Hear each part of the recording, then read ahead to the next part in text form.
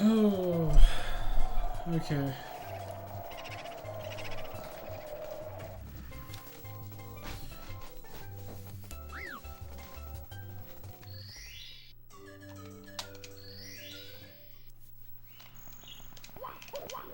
Who's ready for some speed runs? I gotta get in the mood. I really want to stream.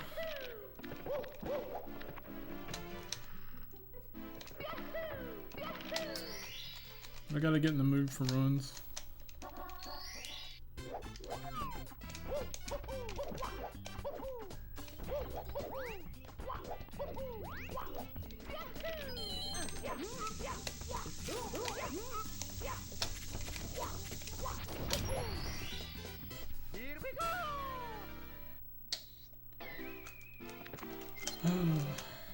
Okay.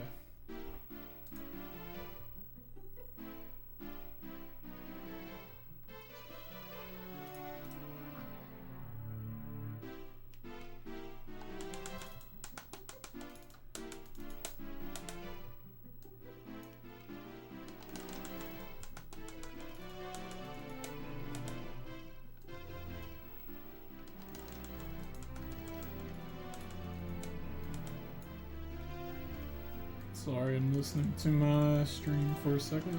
Make sure audio is good, because it wasn't that good yesterday. Sorry, I'm listening to my stream for a second. Make sure audio is good, because it wasn't that good yesterday. Sorry, I'm listening. I'm good.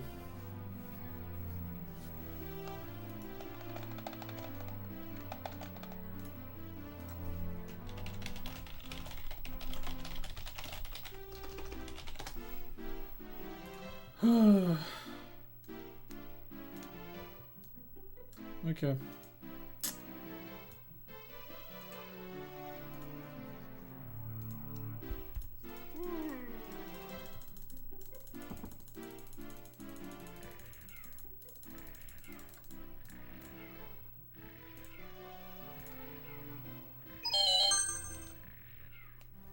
Thank you, Redder, for the follow. I appreciate that.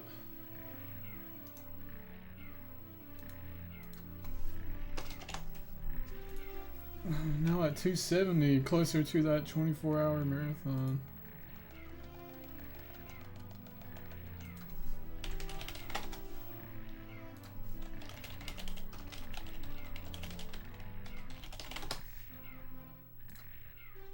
Hold on, I'll get started in a minute.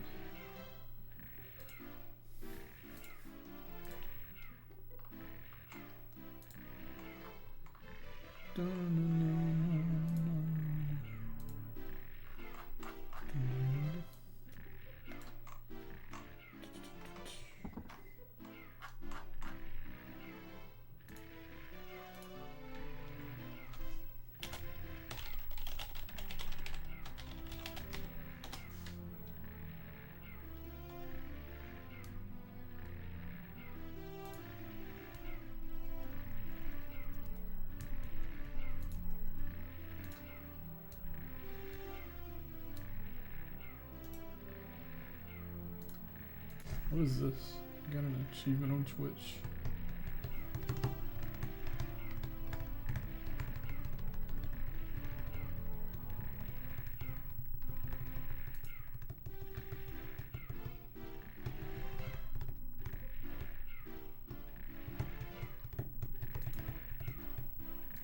What?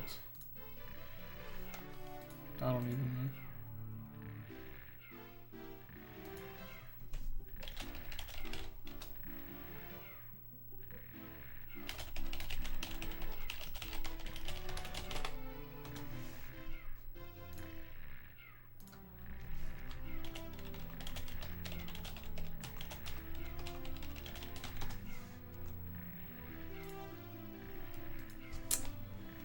All right.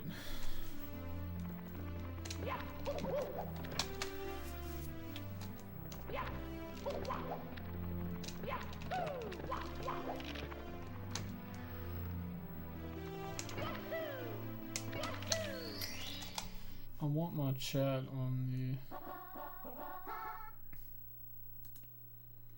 stream.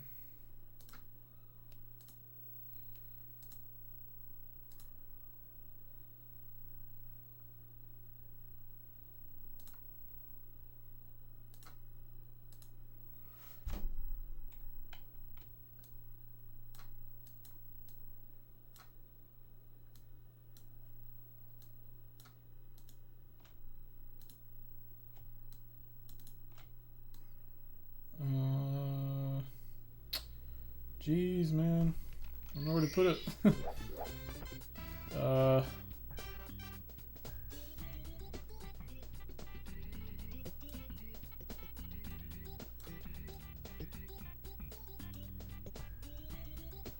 Figure something out, I guess.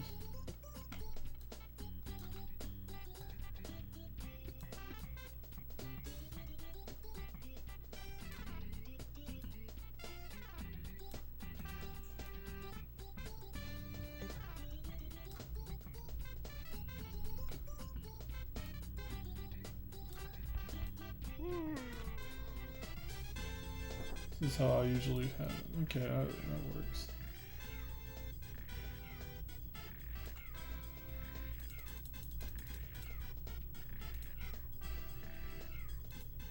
Alright, whatever.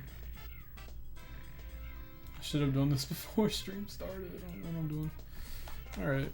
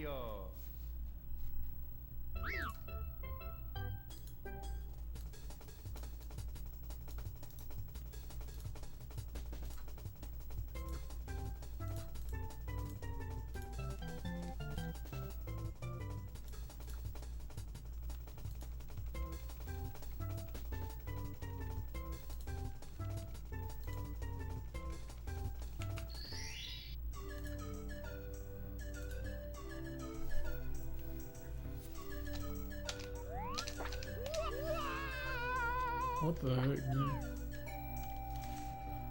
TV screen is like being really weird. It's me, Mario.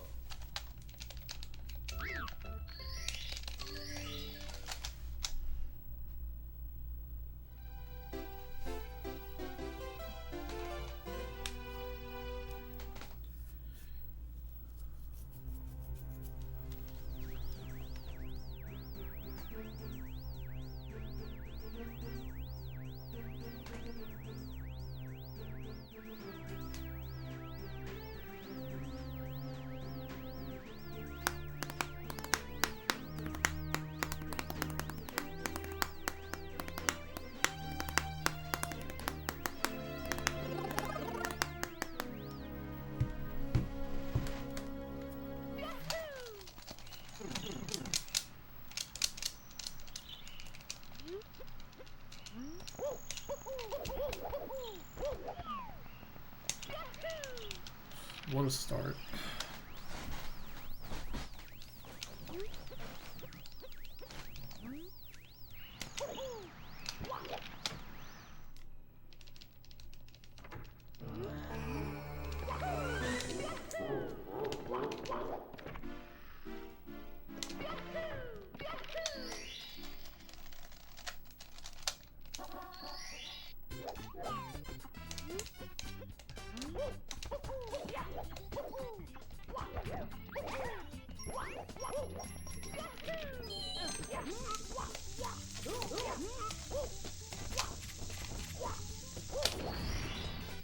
Here we go!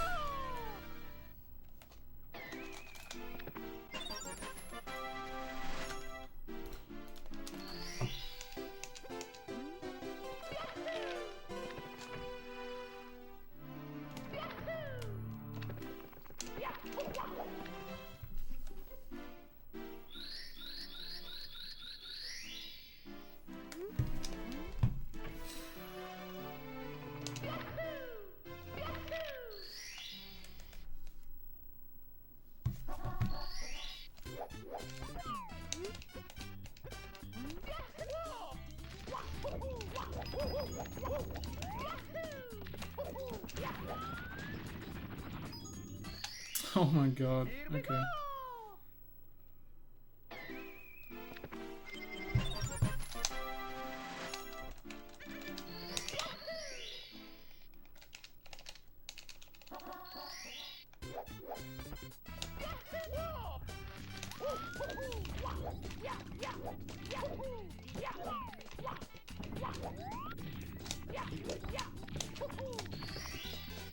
Here we go!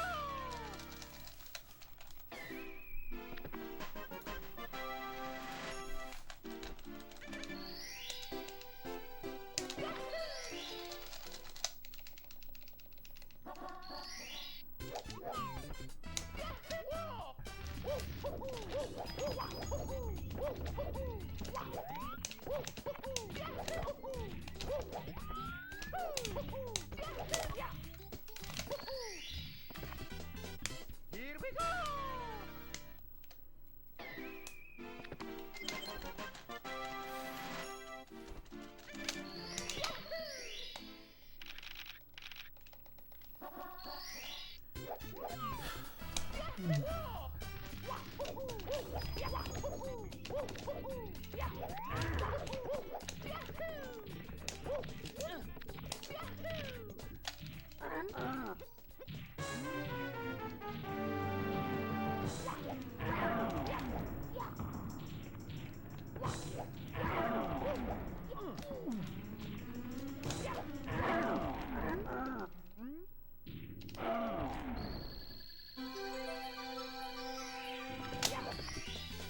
Here we go!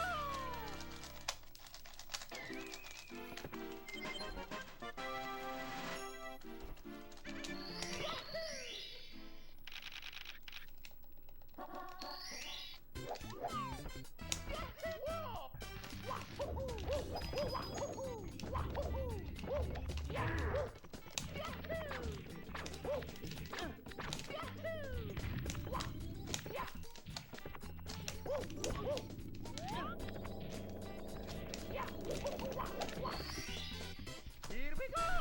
Oh, what the heck? The split didn't happen.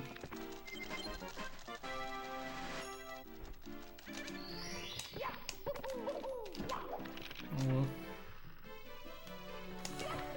Gold apparently.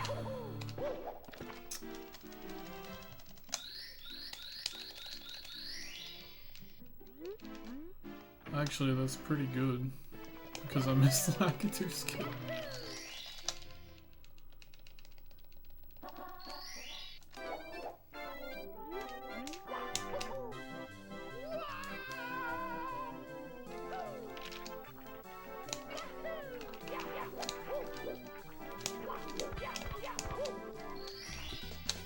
Here we go!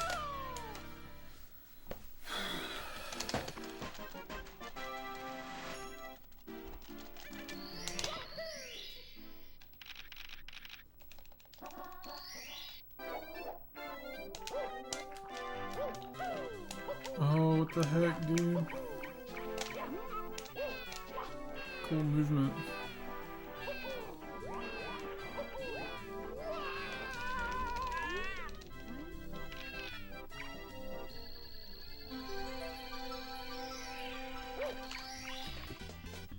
Here we go!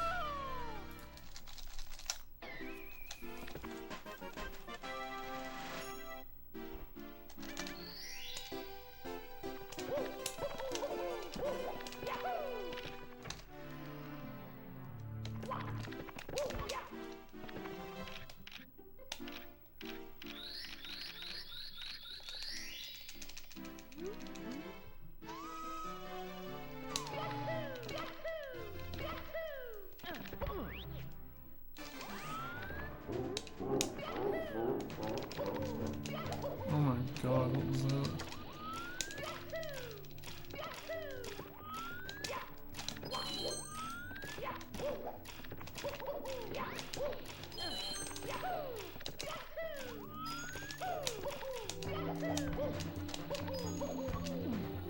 Of course. Of course.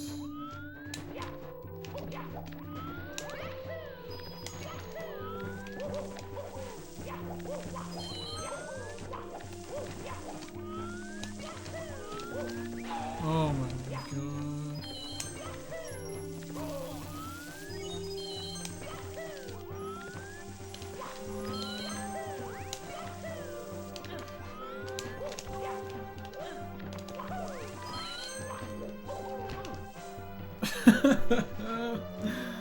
Oh well. It's me, Mario!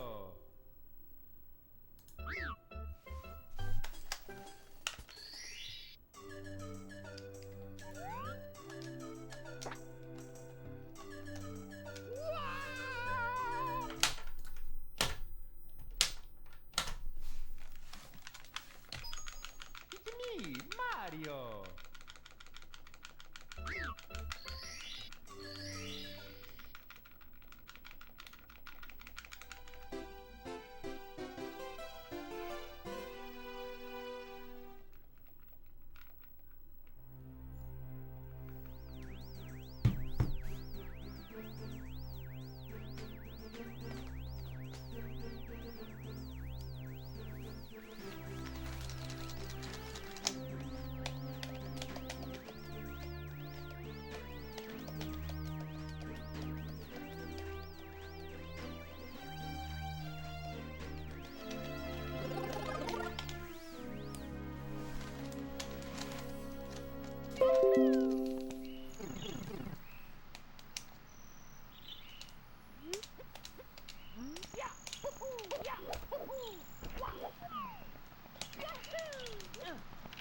Mm.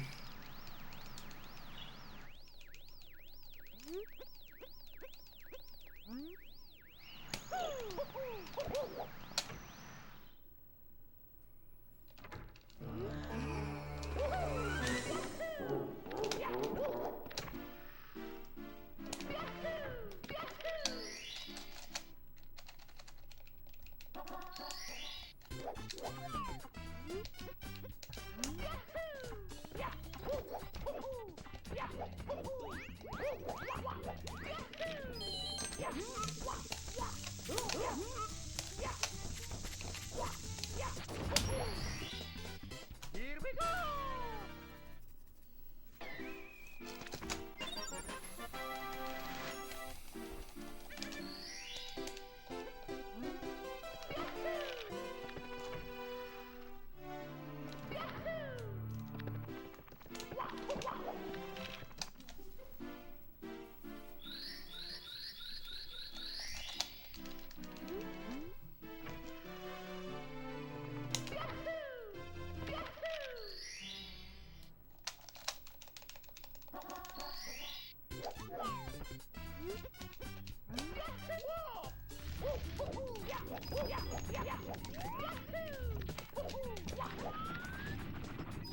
Hmm.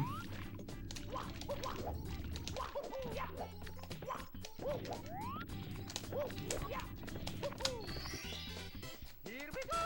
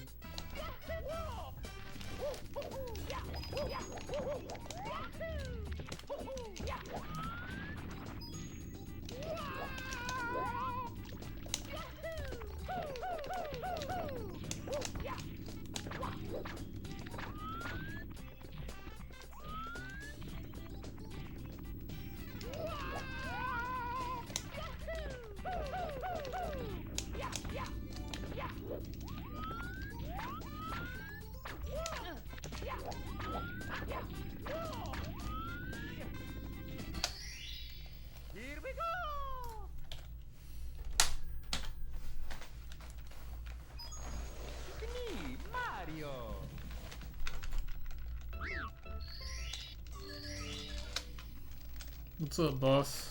How's it going?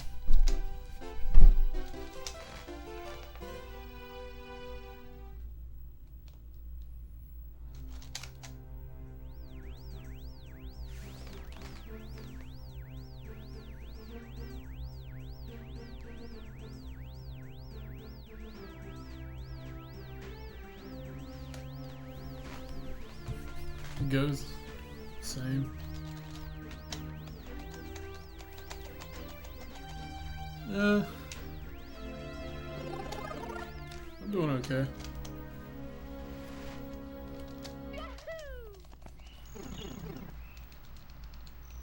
I couldn't think of anything else to play, so I'm just doing speedruns now.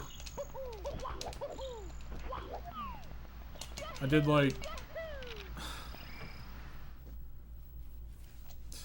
I think I streamed for like 6 hours yesterday. Did nothing but speedruns. I don't really have anything on hand that I can think of to stream besides this.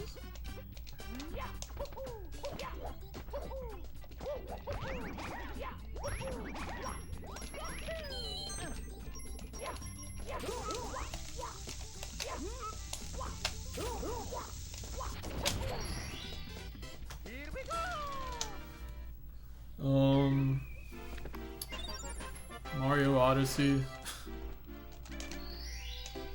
Binding of Isaac, and Super Mario Party, and some eShop games, which I can't really think of off the top of my head.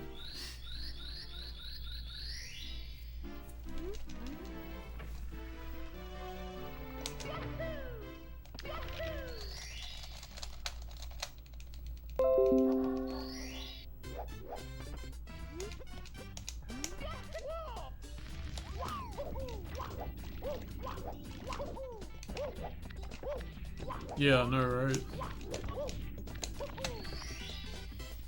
It's fun locally, but you can't even play it online like you want to.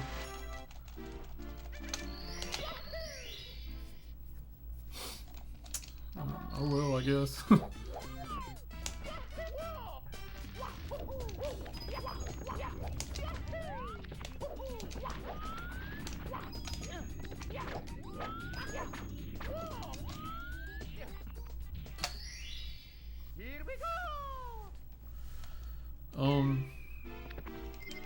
I don't know. I didn't feel like plugging on my PS4. There's a ton of stuff I could play on that, but I don't know.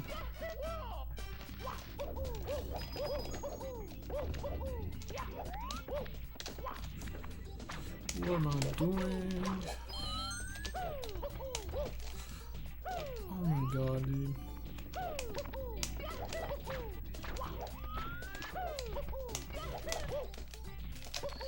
Okay. Yeah, I hope they do. It would be nice. Yeah, me too. I don't really play it that much, but I have like a ton of games I haven't touched.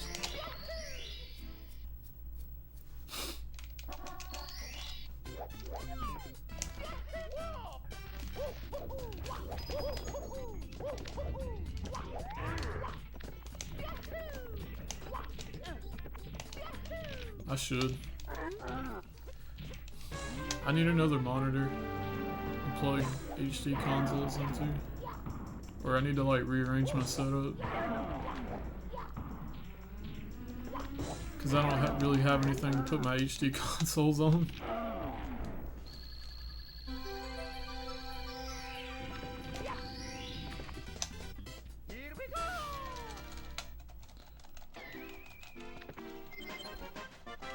I'll probably do that soon. Because I have like Persona 5 and Nier Automata and or Automata, however you say that. I have a bunch of games I haven't played.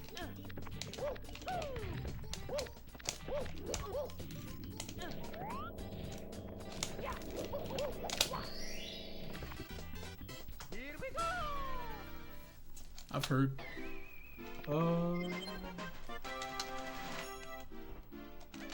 What else do I have? I don't know. There's a ton of stuff. Hit the wall.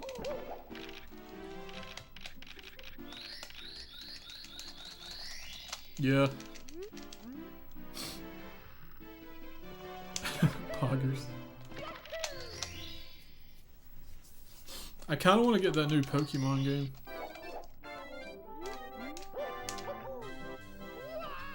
I'm not going to play it much before Smash comes out though.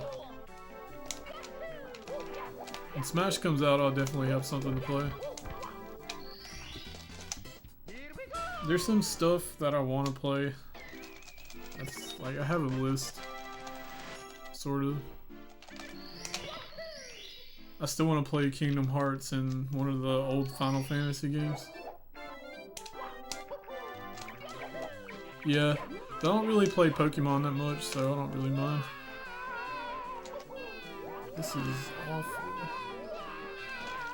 Oh, that was bad. That was very bad. Yeah, same.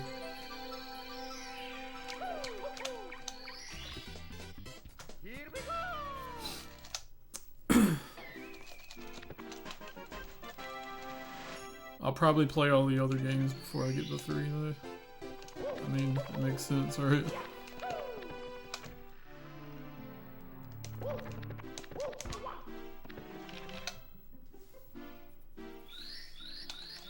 I put it off for some reason, I don't really know why. I have the collections on PS4.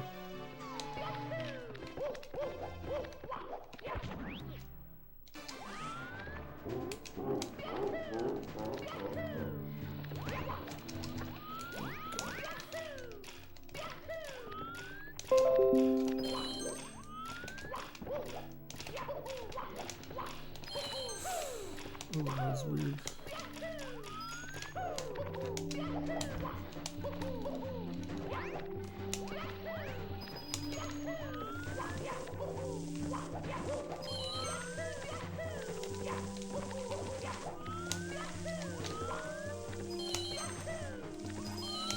No!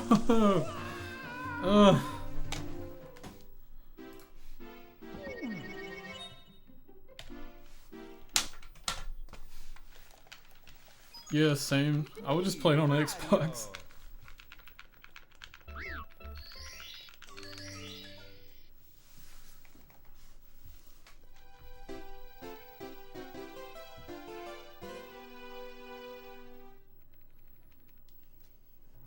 I'm ready for video game awards too. I wonder if I'm allowed to like restream that. Kingdom Hearts 3 is coming to Xbox for some reason.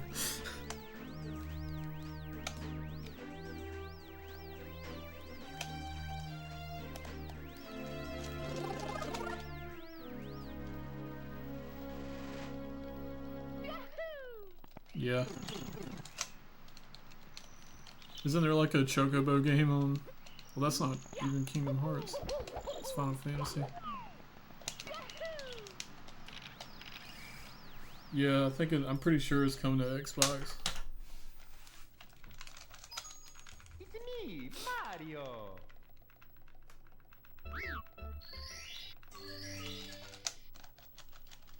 I won't mind playing on Xbox because I like the controller a lot better.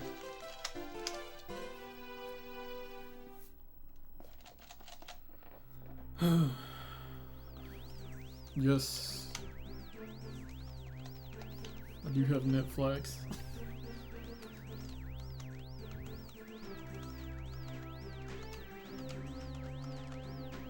Yeah, it's more comfortable. I don't really like the analog positions on the PlayStation.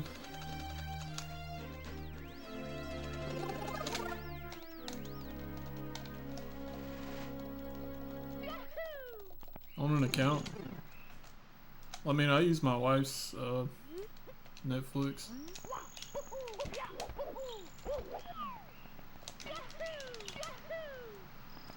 I don't understand the... Yeah, I already have. Oh, shoot.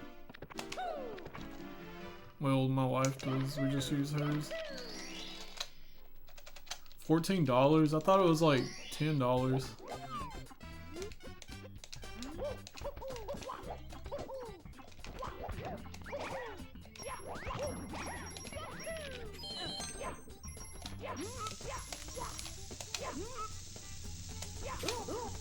What am I doing? Ugh.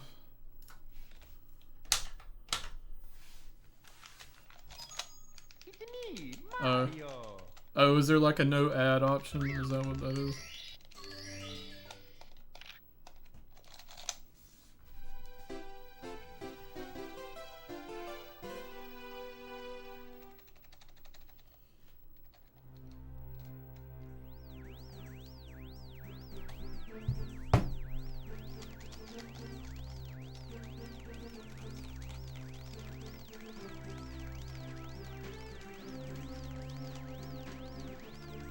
What does it do?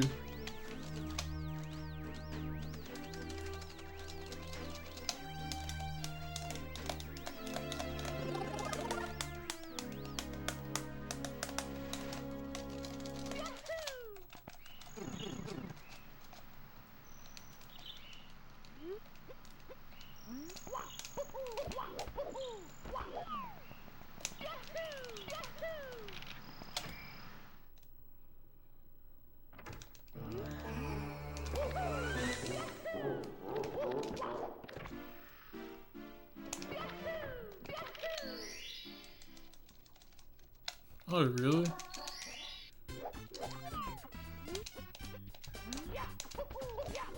Didn't know that. You have to pay for Ultra HD now? That's weird. What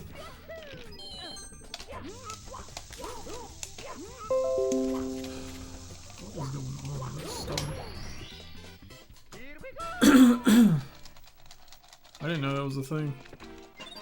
I guess it makes sense though, since Ultra HD uses more uses more data.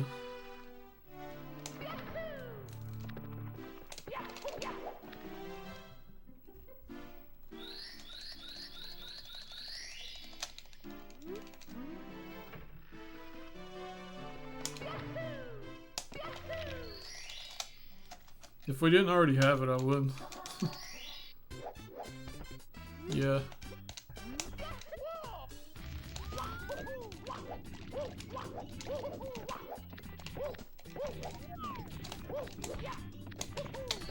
Are you gonna be able to play Smash with us?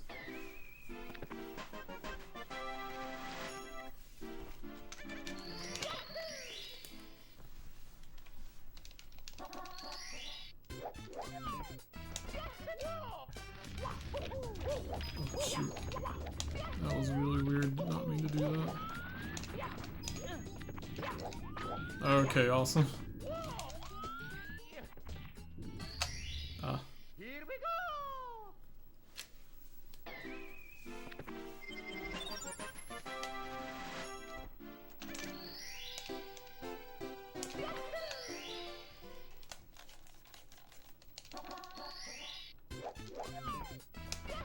Oh, it's free.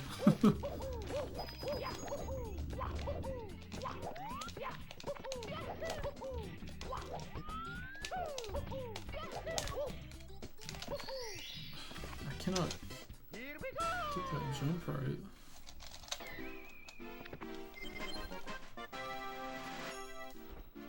Or I can't get the ground pound under that star for some reason.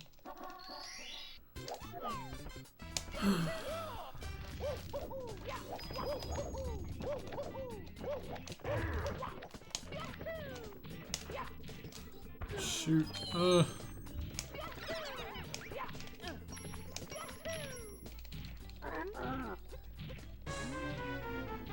okay. That kind of sucks, but it's cool that it's free, I guess. Oh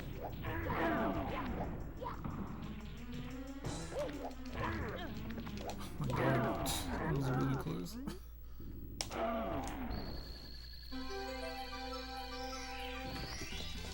Oh yeah, that's doable.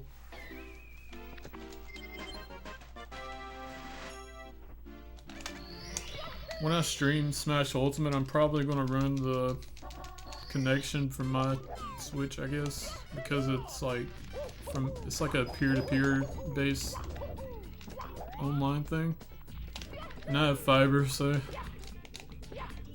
oh my god, it's so laggy. I just lost light. I don't even know. Let's see. Losing more time. Oh god, this is...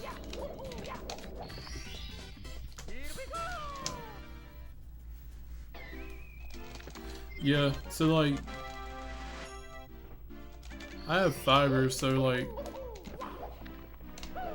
the connections through me probably won't be that bad. Yeah, that's how it works with like Switch games. They don't have servers for some reason.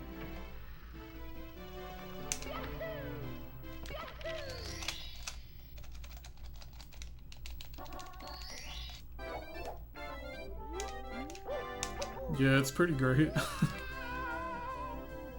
My streams have never looked this good.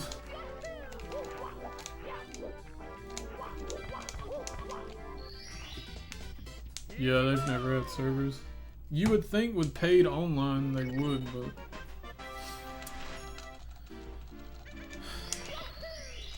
Nope. No.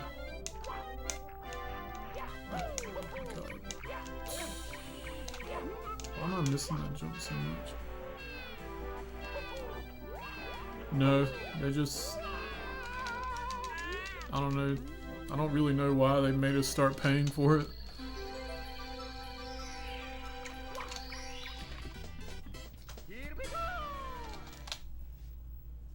They just kind of do it for no reason. Like, I don't think the server's changed at all. It's just we can play NES games now online.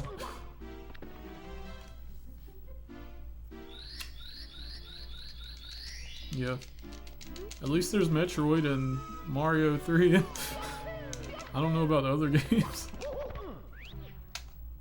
I'm gonna try not to die this time.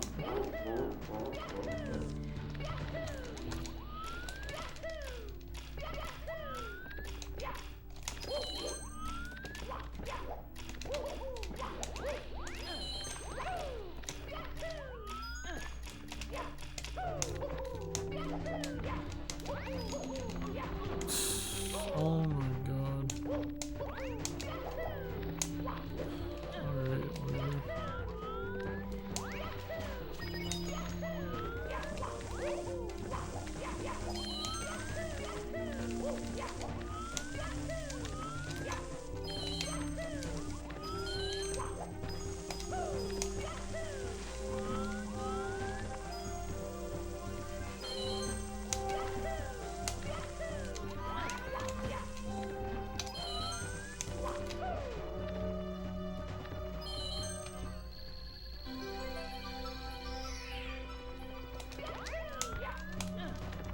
I had Doom, but I couldn't really get into it.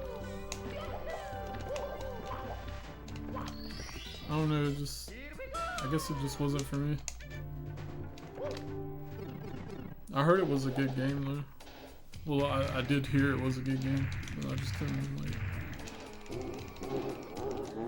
It's awesome that we got a game like that on Switch.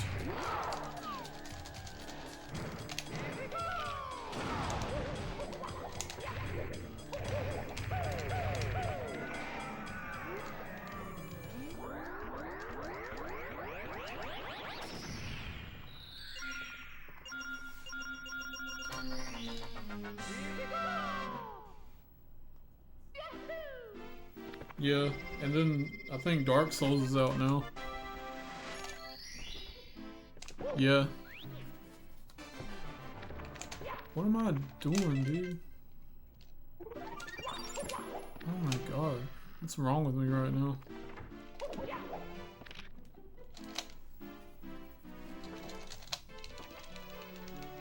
I heard LA Noire was good, but I haven't played it.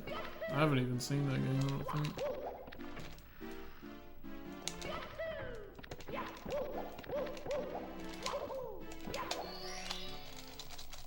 Yeah, I'm probably pass on it.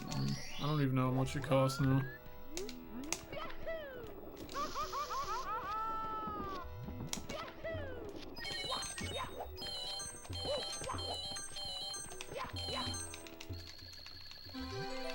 I'm probably going to start buying more games like next year.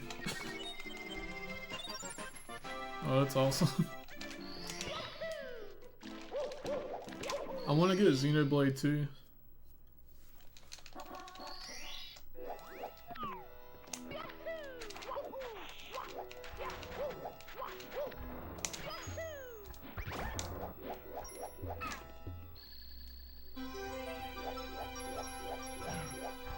Oh, that's 42. Oh, wow. I didn't know that.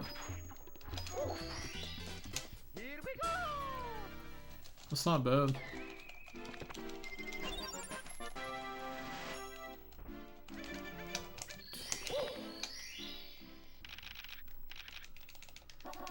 This is not good.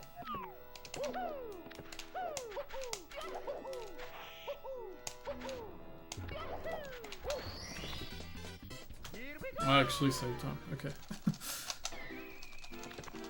Oh, really? Dude, hold on to that copy because I don't even think they make Xenoblade on the 3DS anymore. It was kind of a limited run.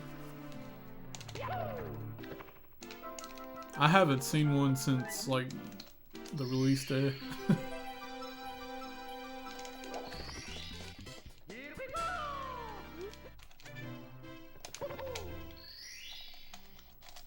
I wish I had one. I have it on the Wii though. I got a copy on the Wii for like $15 at a thrift shop. It's downloaded. Well, I guess you can't get rid of it.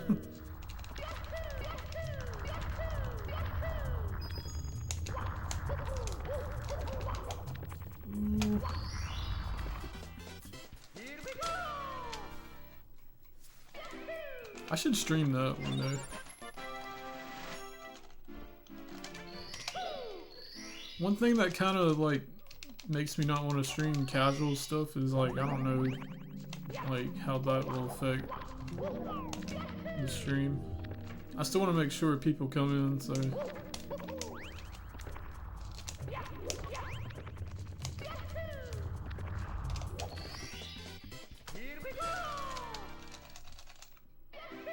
yeah.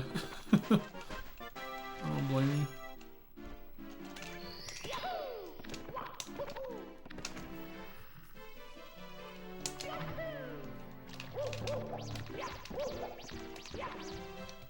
I sold my first copy. And then like, I didn't want to, but I think I had to because I needed money. And then like, I bought it like, I don't know, I didn't have much of an attachment to it. Dude, come on, please. But then like 2 weeks later, I bought it for like $45 at GameStop because I had like some kind of discount code or something. And then like 2 weeks later I found it again for like 15 bucks. So I got pretty lucky. I'm not getting rid of that copy because I'll never buy that game for 15 bucks ever again.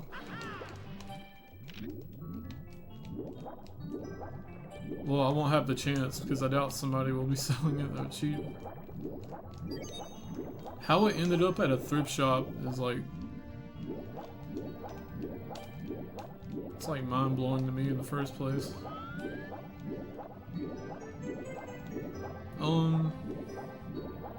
I think I got like 50 bucks for it, something like that. It was the Wii version though. So I didn't like make too like big profit of it. I just like was trying to get the money back because circumstances and all that.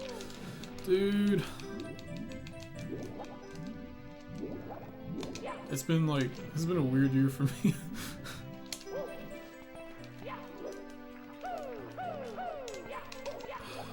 There was time saved there.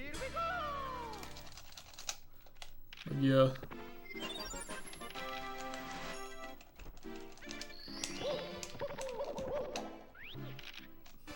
Yeah, it's been rough for me financially. Like,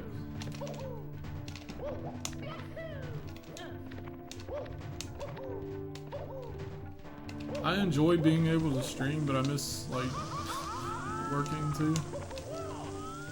I've streamed a lot this year.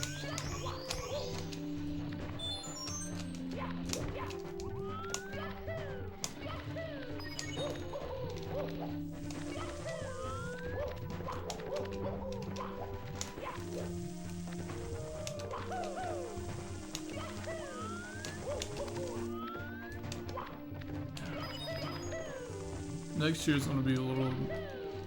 It's gonna be a lot more normal for me.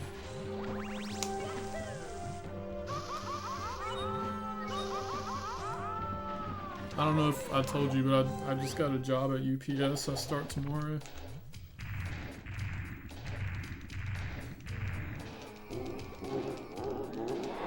I'm pretty happy about that. So I'll have stable income.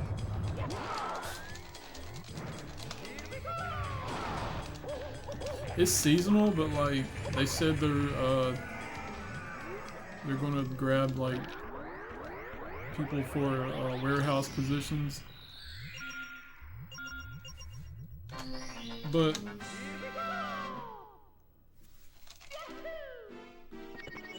if that doesn't work out for whatever reason, I have like a backup plan, so I'm not too worried.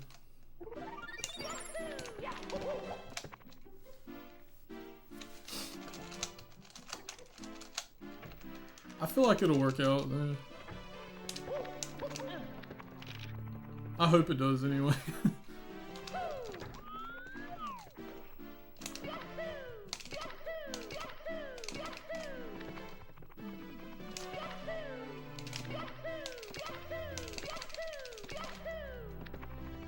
Come on, Mario.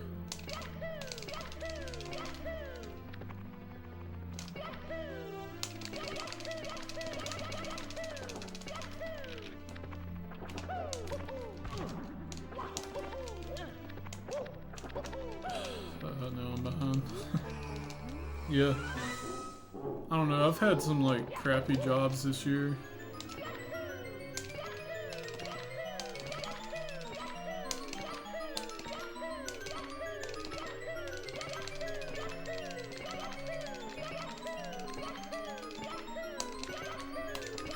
This run's good. Yeah, I'm trying to get through the door. Have you ever seen me do a whole run of this?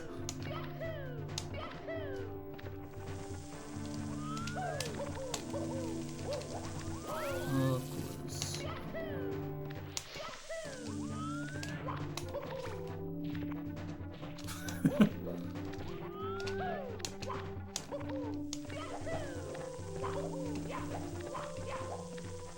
Oh, okay.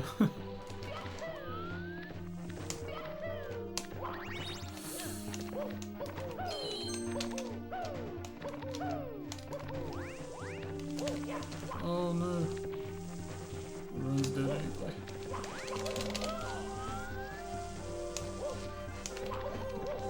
Still not too bad.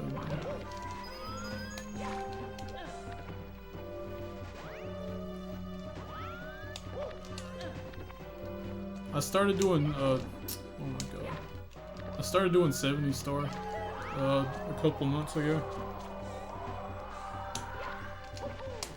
I don't know if I'm gonna do that tonight though.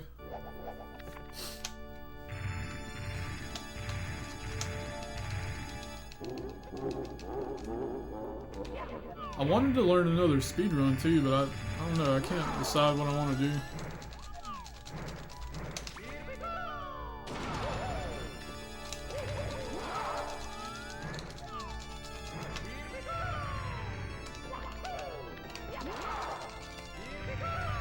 I don't know what I'm doing.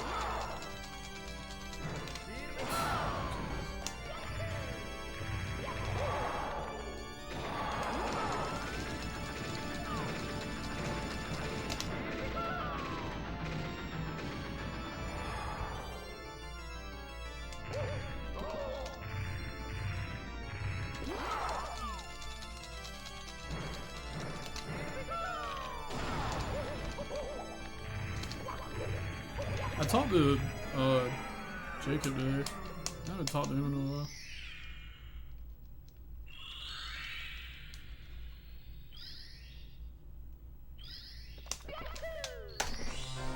$20.09.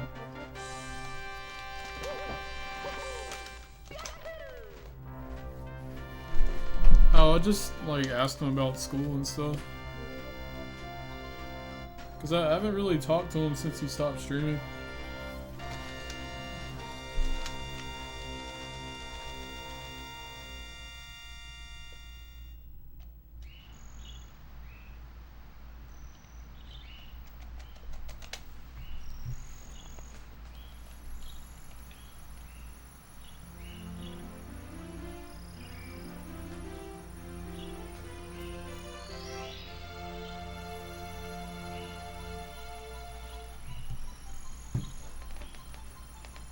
I miss his stream sometimes because everybody would gather there.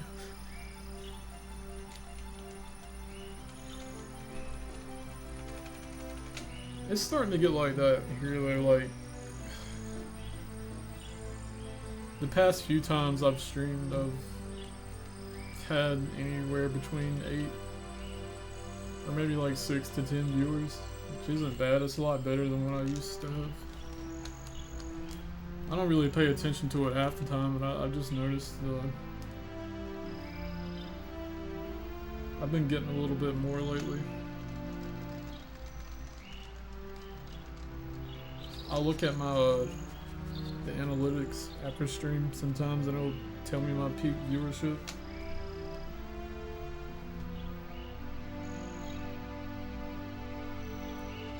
Yeah.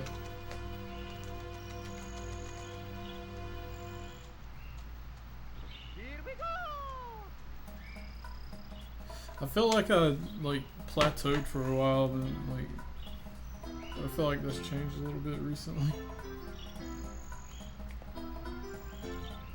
I just gotta keep at it. Almost I don't know. I took a break for like 3 or 4 days, and I was like, I gotta start again. I don't want to lose what momentum I gained.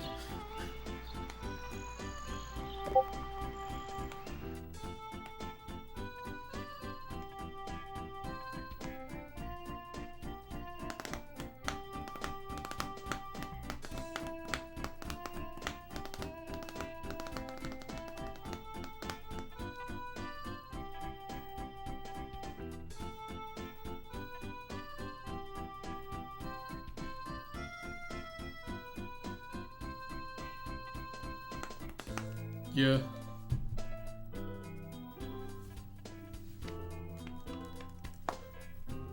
I really want to try to hit 300 before the year ends. And with Smash Ultimate, I think I can do that because I had a pretty good spike when Smash 4 came out. I was doing like marathon streams and stuff, so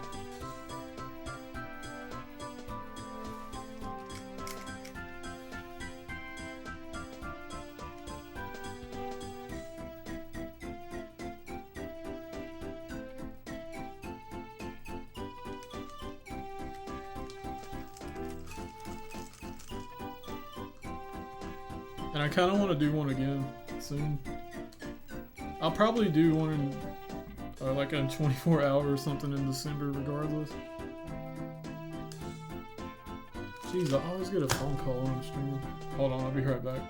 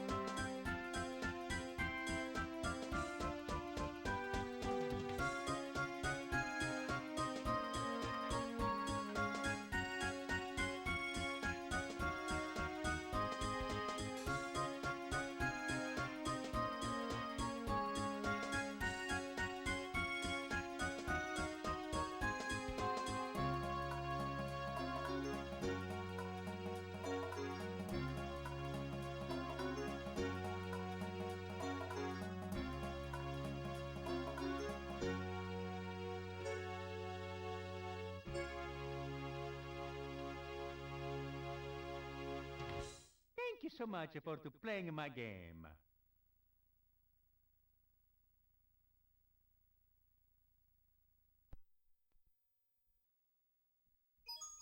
It's me, Mario.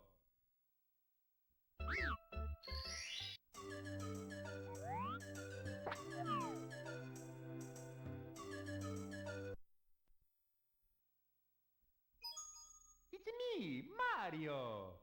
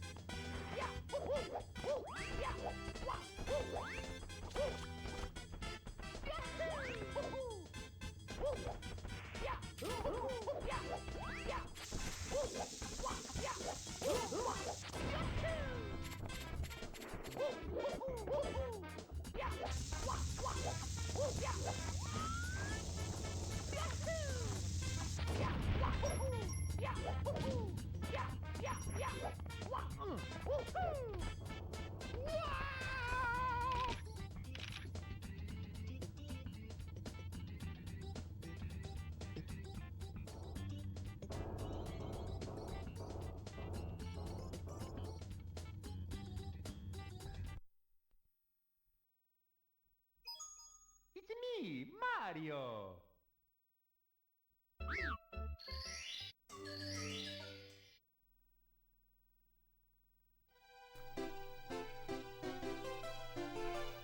I forgot to unmute almost. Yeah, I'm restarting that run.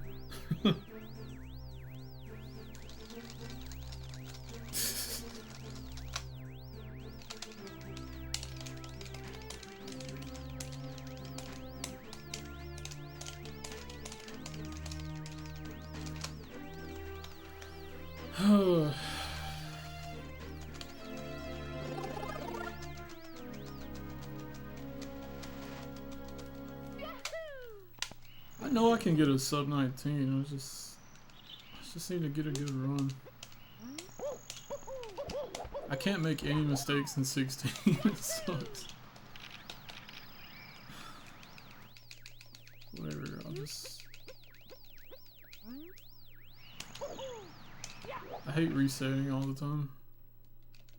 It's not good for the stream.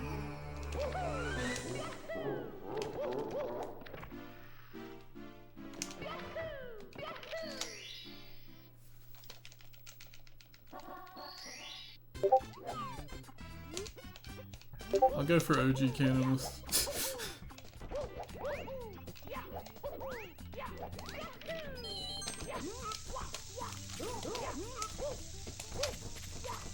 Oh, never mind.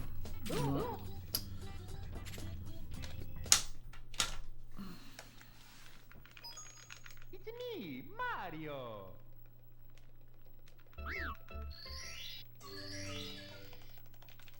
Yeah.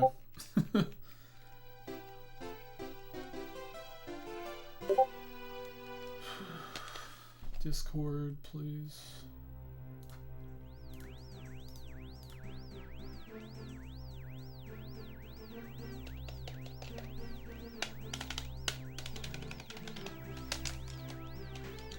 I might just do a 70 run. I don't know.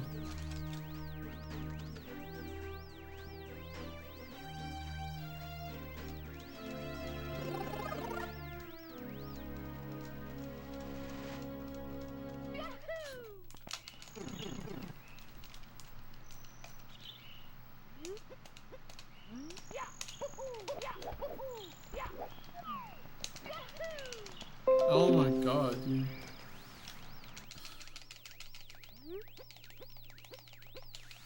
You know what? We'll just do a 70 run so we don't have to reset so much.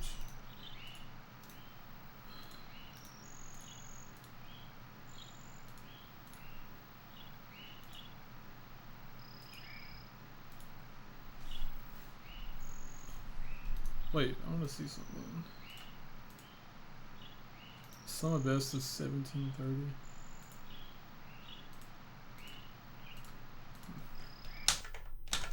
Alright. It's me, Mario.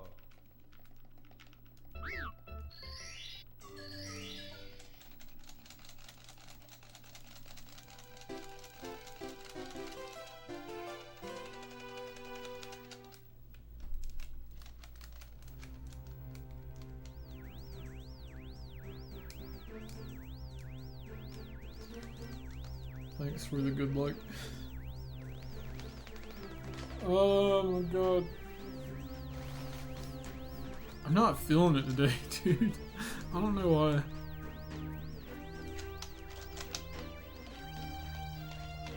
Usually this time of year I'm like playing casual.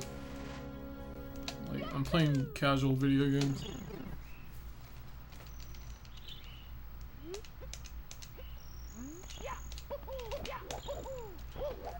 It's been a thing for me for like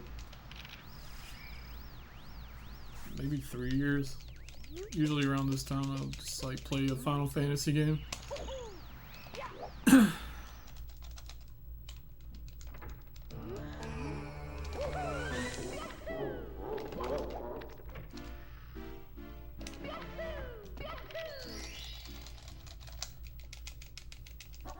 Maybe tomorrow.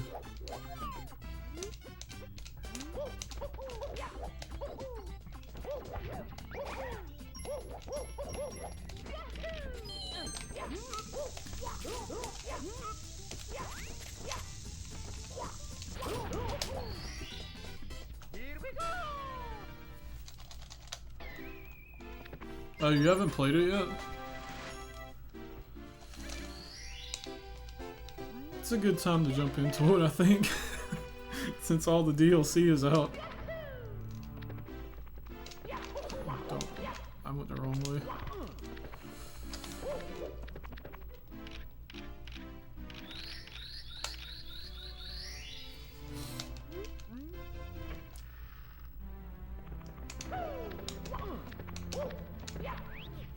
They try to contextualize the movie within the game, which is kind of weird.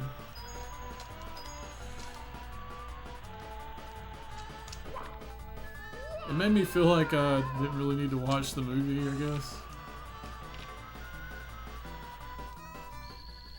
Yeah, that's pretty good.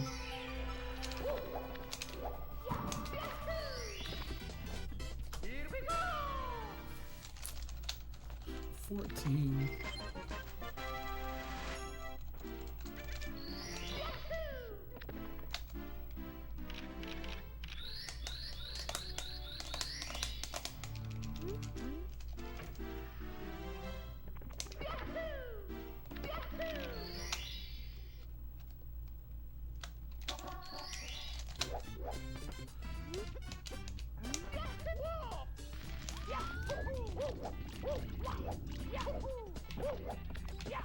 I guess buying it from launch, I didn't really like how they handled everything.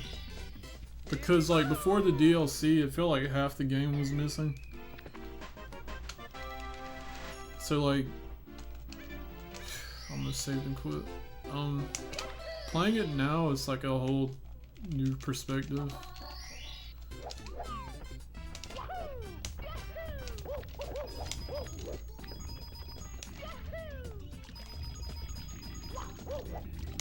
Yeah, I wish I would. I feel like I paid $90 for like a demo, or for like half a game, because I got one of the special editions.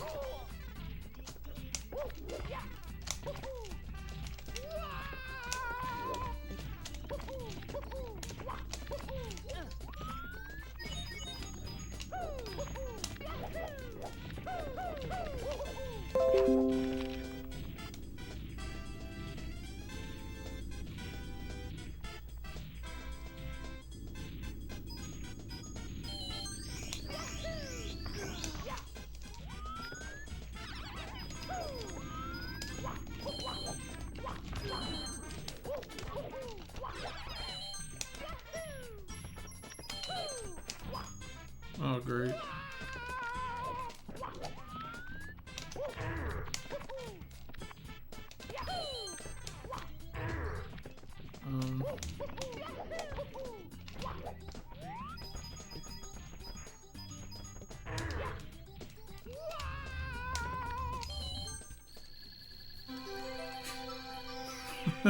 I wish I was. Man, it was bad.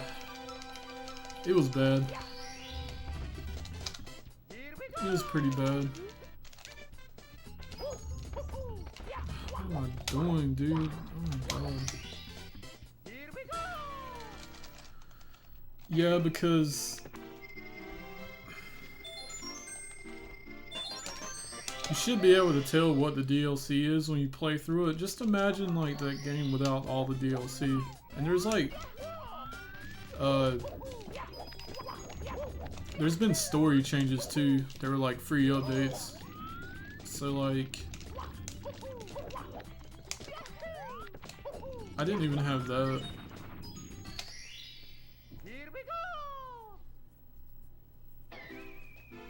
They completely changed chapter 13. Yeah.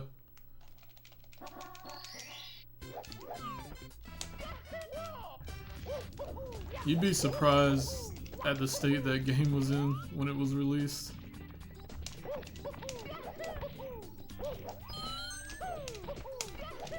I feel like all the DLC should have been the game.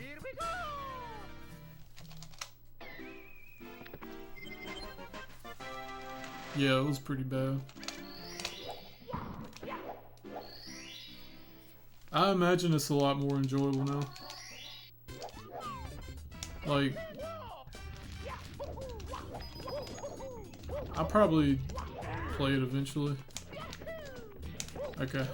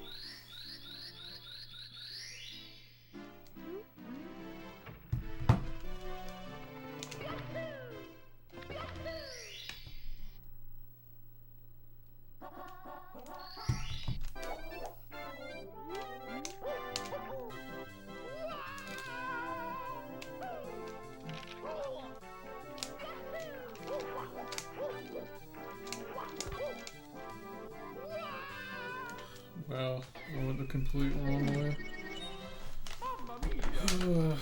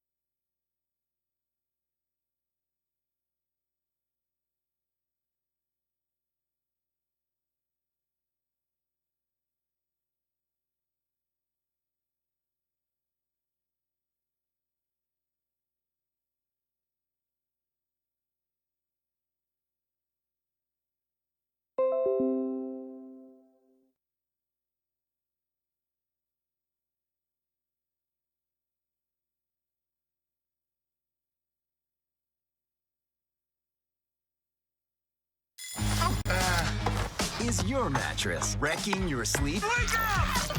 We need a new mattress. I don't know just where to get it. Where? We're going to the internet. What?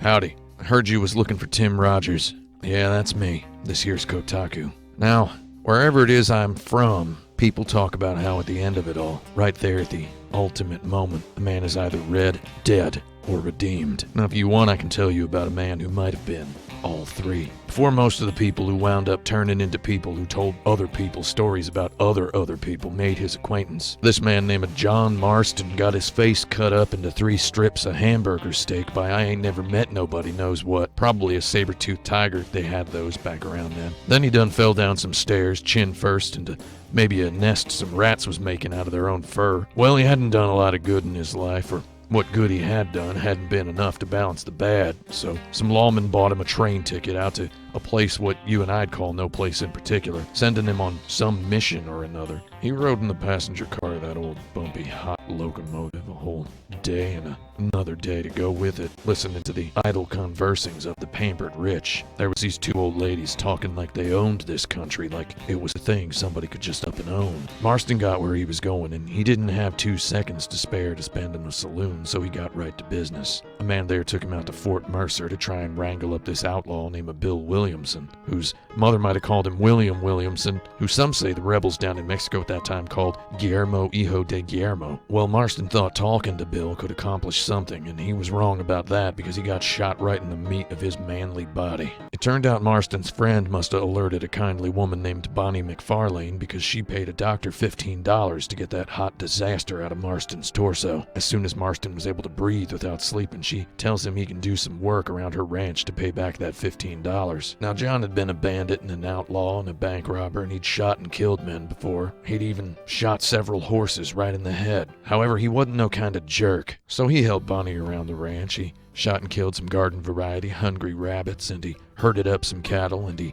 stopped some of them same cattle from stampeding off a cliff when some lightning spooked them. He entertained the charming lady with a race about the ranch. He drove her wagon into town one day with her riding shotgun. One dusty night, they went out with a rowdy crew and wrangled up and tamed some wild horses. One of them was a mean stallion, and after a struggle, Marston tamed it, and when I say after a struggle, I mean after a struggle. Bonnie told him he could keep that stallion for his trouble, and to hear her tell it later, it was around then that they started to become mighty good friends. At first she had argued with him that he was quiet simply because he didn't have anything interesting to say, and he'd agreed with her, though once they'd understood the idea of one another, he told her he had a wife and a boy who were off somewhere nobody knew at the time, and that he'd come to this part of the world to kill a wanted man. Bonnie told Marston if he wanted to know about a wanted man, he could try asking the marshal in Armadillo. Marshal Johnson was a good man with a good enough excuse for having not already exterminated Bill Williamson, which was Bill Williamson had taken up residence in the next county. The marshal said he had his hands full, and Marston maybe saw this as an opportunity to prove himself superior to authority, because that very same day he volunteered to help the marshal blast the tarnation out of some stagecoach robber's kneecaps. Then he rode up to Pike's Basin with the marshal and his boys, and together they sent some no-good murdering cattle rustlers off to God's jail. Now, the marshal had said he didn't think highly of government interference in law enforcement, and Marston protested that he was of similar mind on the matter, and despite their initial disagreements, the marshal saw Marston's spirit was good, and thus he agreed to help him in his righteous endeavor. Just having the marshal's promise of his guns and his men would not suffice for shattering Williamson's fort, so Marston required additional assistance. Chance had it that one night out on the prairie, Marston's path intertwined with that of a bizarre old man named Nigel West Dickens, whose stagecoach had crashed on the side of a dirt road. West Dickens was injured, so Marston took the reins and got the old man to a doctor. Later, Marston assisted in the hawking of narcotic beverage wares to a crowd the old swindler had described as unsuspecting plebeians. Heck, Marston even protected the old man's corporal pride against some varmints who claimed the secret drink was, in fact, nothing more than useless snake oil. Inexplicably, Marston even agreed to raise race horses for this incomprehensible human being and share the profits with him. Twice. Maybe Marston helped West Dickens because he knew the drink he had imbibed had in fact imparted some value in empowering his ability to aim a pistol. Or maybe he only helped this particular individual because some speck of a notion in the back of his mind saw that enclosed windowless stagecoach's potential usefulness in some kind of a plan involving subterfuge. West Dickens spoke a lot of words, and Marston didn't want to hear most of them.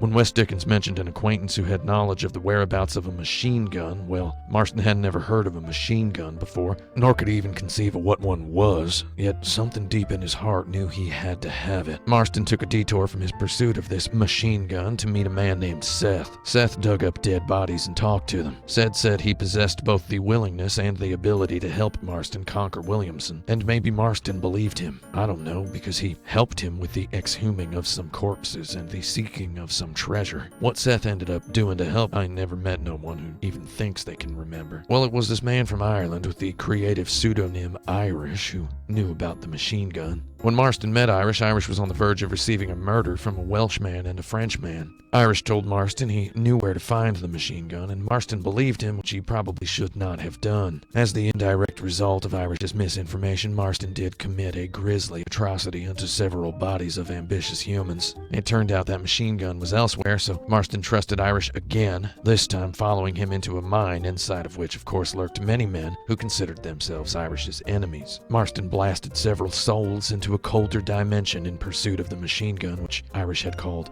an executive peacemaker. Now, I just want to reiterate that Marston had never so much as pointed his left eye at one of these machine guns before, so he was more surprised than you or I'd have been that the thing needed special ammunition. Well, Marston caught Irish making a mockery of some terrified nuns and persuaded the fellow to abandon whatever it was he was pursuing and instead come along and commit multiple murders in pursuit of some ammunition for this very special firearm. Now that he'd got a big gun, the ammunition to fire out of that gun, and an opaque coach to hide it in, Marston went calling on the marshal. Well, the marshal needed Marston's help to investigate some chilling activity in the vicinity, so they rode out, glimpsed some vultures, found some corpses not too far from those vultures, and followed the trail of sickness up to a farm where some bandits had holed themselves up with some hostages. What followed was a bloodbath, though it might be you know what they say, at least blood is warm. It turned out those bandits were with Bill Williamson's crew. Well, Bill Williamson did not wish to surrender from atop a ridge where he had the high ground, so him and Marston and Marshal Johnson's men fought for a while instead. Now, the next day, before Marston and the marshal could saddle up and take down Williamson's fort, Bonnie McFarlane asks Marston to help her find her father. The old man found some dead cowboys out on the frontier and was seeing to showing them some respect. While Marston and Bonnie were outside the ranch, some bandits saw fit to set Bonnie's barn on fire, so Marston helped her get the horses out. Afterward, she told Marston he'd saved her ranch and she owed him a great debt and all that, though all he said he wanted in return was the opportunity that she sell him some cattle when he got his life back together at a later date. So Marston was on his way back to the marshal thinking finally he was going to get Williamson, and it turned out that the marshal was just headed out on his way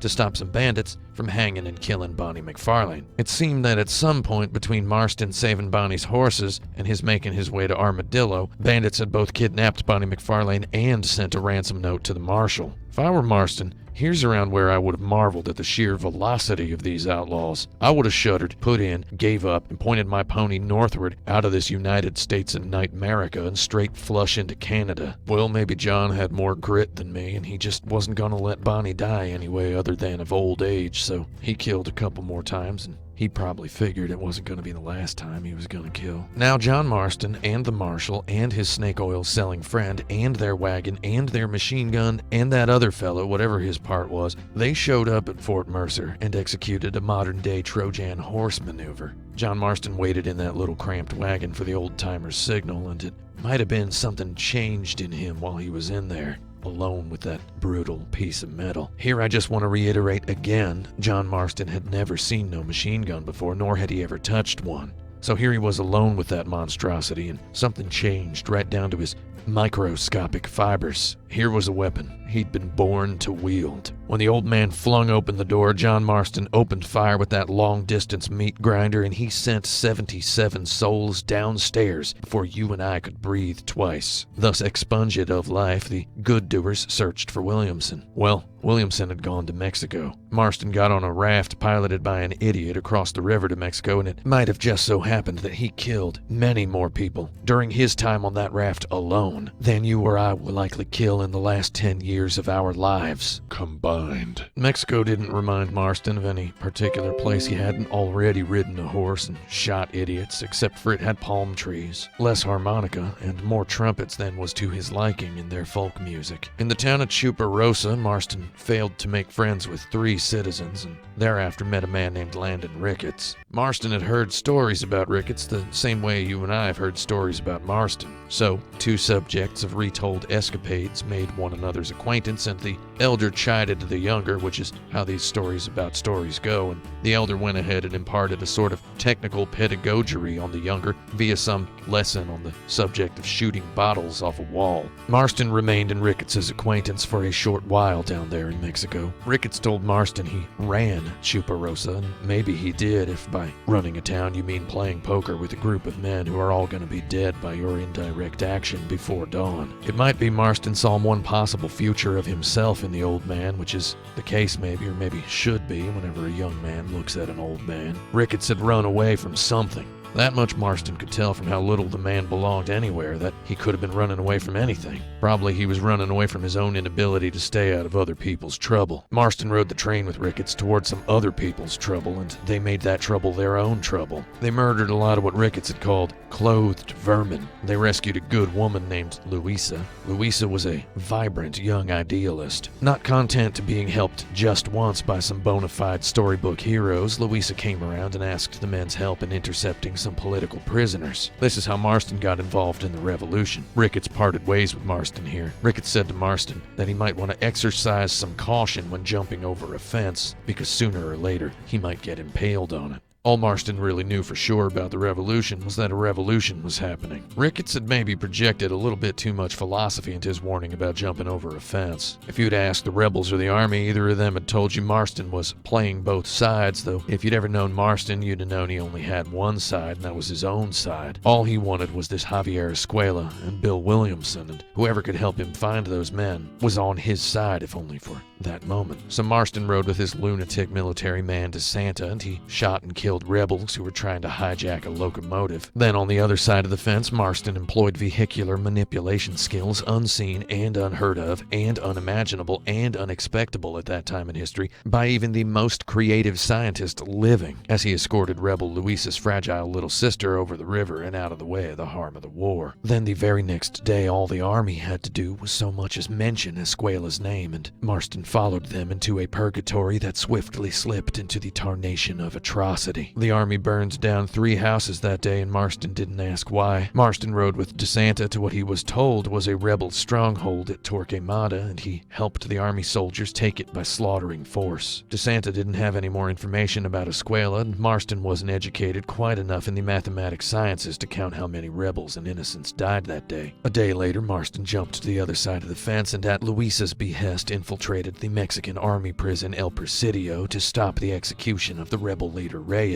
Luisa, again being an idealist, was in love with the man, as maybe most ladies were back in those days. Marston didn't like Reyes, or heck, I'll say I can't see why he would have, or how he could have. Some tiny lurking political genius in the back of Marston's skull might have inspired him to help the man, because a revolution needs a leader, and conventional wisdom has it that more juice comes out of a fruit if you squeeze it harder. The next day, DeSanta asked Marston to defend a train bearing military necessaries. He said he'd bring Marston Escuela on a silver platter immediately afterward. Well, the mission was a sham. Right here's where Marston most likely realized that the military for certain did not like or appreciate him. They had intended him to die right there on the train. The army must have expected Marston to curl right up and pass away at 82 miles per hour. That's how fast trains could go back then, the maximum of about 82 miles per hour, by the way. Few men have the occasion to reckon the velocity of their corpse at the moment of their passing. Well, Marston did have that opportunity, and I'm not going to say he dawdled on it. The swiftness of the interval with which he considered velocity, wrestling mortality, was such that it might not have even occurred at all. In the space of time it'd take you or I to blink an eye, Marston unfolded his preternaturally clenched fist and touched the cold, evil metal of that machine gun. See, the Mexican army might have figured Marston for the sort of fellow who'd have looked at a machine gun and presumed it to be some sort of a casually inert, useless object, wrought of trash iron for no purpose other than to put shame on an engineer's legacy. Well, Marston's life experience immediately preceding that point had shown him more useful opinions than that. If any of them rebels had survived with enough tongue left in their jaw to tell a tale of what they saw, they might have said Marston was a magician with that machine gun. Though to Marston it wasn't nothing supernatural, it was as natural as breathing. All Marston needed to turn those idealistic horseback riders' hopes and dreams into just as much hamburger was the cold eyes a humorless god had given him, and a single index finger not lacking one unbroken bone. Any man with an ordinary capacity for hardship might have counted his survival among his blessings and eschewed any aspect of the Mexican army after an encounter like that one. Though like I've been telling you, Marston weren't no ordinary man. DeSanta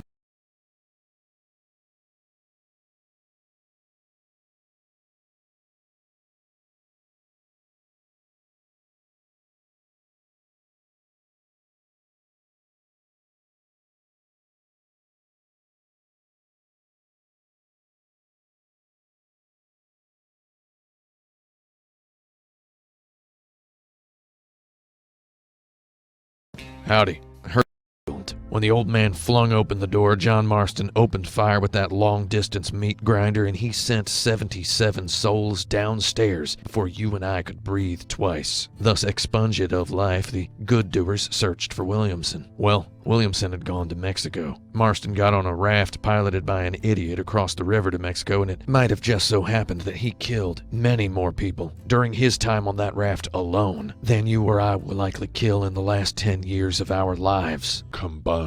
Mexico didn't remind Marston of any particular place he hadn't already ridden a horse and shot idiots, except for it had palm trees, less harmonica, and more trumpets than was to his liking in their folk music. In the town of Chuparosa, Marston failed to make friends with 3 citizens, and thereafter met a man named Landon Ricketts. Marston had heard stories about Ricketts the same way you and I have heard stories about Marston. So, 2 subjects of retold escapades made one another's acquaintance, and the elder chided the younger, which is how these stories about stories go, and the elder went ahead and imparted a sort of technical pedagogy on the younger via some lesson on the subject of shooting bottles off a wall. Marston remained in Ricketts' acquaintance for a short while down there in Mexico. Ricketts told Marston he ran Chuparosa, and maybe he did if by running a town you mean playing poker with a group of men who are all going to be dead by your indirect action before dawn. It might be Marston saw one possible future of himself in the old man, which is the case maybe, or maybe should be, whenever a young man looks at an old man. Ricketts had run away from something. That much Marston could tell from how little the man belonged anywhere, that he could have been running away from anything. Probably he was running away from his own inability to stay out of other people's trouble. Marston rode the train with Ricketts toward some other people's trouble, and they made that trouble their own trouble. They murdered a lot of what Ricketts had called clothed vermin. They rescued a good woman named Louisa. Louisa was a vibrant young idealist. Not content to being helped just once by some bona fide storybook heroes, Louisa came around and asked the men's help in intercepting some political prisoners. This is how Marston got involved in the revolution. Ricketts parted ways with Marston here. Ricketts said to Marston that he might want to exercise some caution when jumping over a fence, because sooner or later he might get impaled on it. All Marston really knew for sure about the revolution was that a revolution was happening. Ricketts had maybe projected a little bit too much philosophy into his warning about jumping over a fence. If you'd asked the rebels or the army, either of them had told you Marston was playing both sides, though if you'd ever known Marston, you'd have known he only had one side, and that was his own side. All he wanted was this Javier Escuela and Bill Williamson, and whoever could help him find those men was on his side, if only for that moment. So Marston rode with his lunatic military man DeSanta, and he shot and killed rebels who were trying to hijack a locomotive. Then on the other side of the fence, Marston employed vehicular manipulation skills unseen and unheard of and unimaginable and unexpectable at that time in history by even the most creative scientist living, as he escorted rebel Louisa's fragile little sister over the river and out of the way of the harm of the war. Then the very next day, all the army had to do was so much as mention Escuela's name, and Marston followed them into a purgatory that swiftly slipped into the tarnation of atrocity. The army burned down 3 houses that day, and Marston didn't ask why. Marston rode with DeSanta to what he was told was a rebel stronghold at Torquemada, and he helped the army soldiers take it by slaughtering force. DeSanta didn't have any more information about Escuela, and Marston wasn't educated quite enough in the mathematic sciences to count how many rebels and innocents died that day. A day later, Marston jumped to the other side of the fence and at Luisa's behest infiltrated the Mexican army prison El Presidio to stop the execution of the rebel leader Reyes. Luisa, again being an idealist, was in love with the man, as maybe most ladies were back in those days. Marston didn't like Reyes, or heck, I'll say I can't see why he would have, or how he could have. Some tiny lurking political genius in the back of Marston's skull might have inspired him to help the man because a revolution needs a leader, and conventional wisdom has it that more juice comes out of a fruit if you squeeze it harder. The next day, DeSanta asked Marston to defend a train bearing military necessaries. He said he'd bring Marston Escuela on a silver platter immediately afterward. Well, the mission was a sham. Right here's where Marston most likely realized that the military for certain did not like or appreciate him. They had intended him to die right there on the train. The army must have expected Marston to curl right up and pass away at 82 miles per hour. That's how fast trains could go back then, the maximum of about 82 miles per hour, by the way. Few men have the occasion to reckon the velocity of their corpse at the moment of their passing. Well, Marston did have that opportunity, and I'm not going to say he dawdled on it. The swiftness of the interval with which he considered velocity, wrestle, and mortality was such that it might not have even occurred at all. In the space of time it'd take you or I to blink an eye, Marston unfolded his preternaturally clenched fist and touched the cold, evil metal of that machine gun. See, the Mexican army might have figured Marston for the sort of fellow who'd have looked at a machine gun and presumed it to be some sort of a casually inert, useless object, wrought of trash iron for no purpose other than to put shame on an engineer's legacy. Well, Marston's life experience immediately preceding that point had shown him more useful opinions than that. If any of them rebels had survived with enough tongue left in their jaw to tell a tale of what they saw, they might have said Marston was a magician with that machine gun. Though to Marston it wasn't nothing supernatural. It was as natural as breathing. All Marston needed to turn those idealistic horseback riders' hopes and dreams into just as much hamburger was the cold eyes a humorless god had given him, and a single index finger not lacking one unbroken bone. Any man with an ordinary capacity for hardship might have counted his survival among his blessings and eschewed any aspect of the Mexican army after an encounter like that one. Though like I've been telling you, Marston weren't no ordinary man. DeSanta told Marston the army had taken Escuela prisoner and were willing to hand him over to Marston and the U.S. Federals, and given their record as regarded the truthful reporting of facts, and given his own record of behaving as an insincere man, Marston expressed doubts as to his companion's sincerity. I don't want to believe Marston was a fool, so I'm going to say he went along with the ruse simply because he wanted a clean excuse to wake up, kill, and hate the Mexican army officers with his gun. Right around then's when Marston turned into what any historian concerned with the barest of facts would consider a full-time revolutionary. It all happened real fast after that. Turned out when a man like Marston stuck with one side rather than flip-flopping back and forth between both, it turned the tide. The rebels utilized subterfuge to destroy a precious military caravan with hidden dynamite. They ambushed DeSanta in a windy graveyard on a hot afternoon. They interrupted an execution with gunfire of their own. They gave DeSanta a chance at redemption, and DeSanta gave them a lead on Escuela. Marston felt the voice of God wash over him, saying, "You can kill this man who wronged you, or you can let these other men he wronged kill him." Some storytellers say he shot DeSanta without blinking. Some say he walked away. I like to think he walked away. By now, Marston knew his way around a train. He helped the rebels hijack some military supply. Military wasn't too happy about it, though. Maybe if they hadn't wanted Marston to do what he was going to be famous for doing, they shouldn't have left that mechanized blaster mounted on the car behind the engine. Marston gritted his teeth and wreaked such a loud carnage nobody nowadays can argue that the groundwater didn't run red for a month or more after that. Some men in uniform resisted the pillage, though as Marston had learned, clothes didn't change the ease with which a shotgun hamburgerized an officer, same as it did a rabbit. Marston became so attuned to the rhythm of the killing that into his body had somehow seeped an ease to fall asleep on even a wagon full of dynamite. He couldn't tell the dream from the nightmare in those days. Etched on the back of his eyelids, he saw a sky the color of man's inhumanity to man, and he saw his own inhumanity perpetrated onto himself. They were crunching up a prison where Escuela might certainly have been, and their plans, as rebels' plans do, relied on explosions and luck. And luck was lucky, and Marston found Escuela, who didn't like being found. Marston could have killed him, though I've heard that a man living in the past will keep the past alive just to have somebody to talk to about something they have in common. He gave the old varmint over to the U.S. Federals at the border and then chased a tip about Williamson. Williamson had chosen his side in the Mexican Revolution, and it was the Army's side. Though like Marston had fallen on the rebels' side, that was nothing more than chance's doing. Really, they was each on the sides of their own self. The rebels had struck in their desperation. Louisa got her wish to live on in history. Marston rescued the rebel leader, and they shot up the colonel's stronghold. I'd say it was indecent to bathe such beautiful country in blood under such brilliant daylight, though maybe you'd want to define for me what in tarnation was decent in those days. The colonel offered up Williamson in exchange for his own life, though when you bargain with killers, you don't so easily choose what your own life is worth. Reyes killed the colonel with a sort of a mismatched idiot's rhythm, and to compensate for the hole punched through time, Marston transformed Williamson's head into a dead man's head. Reyes urged Marston to stay behind in Mexico to spectate the escalation of a new promise. But Marston didn't see the point of it. He told Reyes to remember why he wanted the power he'd won, and we all know how that goes with men who win power. You know what they say about how hard it is for an old habit to die, and well, Marston had accidentally tried to steal a stagecoach instead of ride it as a passenger. It's almost like the choice was the flip of a coin for him, or like there was two buttons under his thumb and he pressed one on accident when he could have just as easily pressed the other.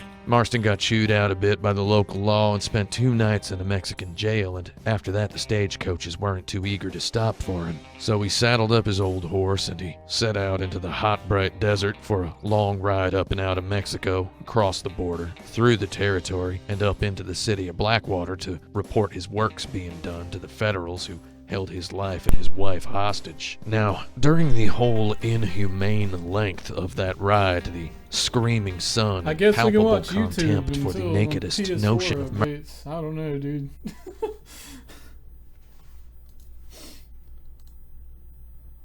Oh, God.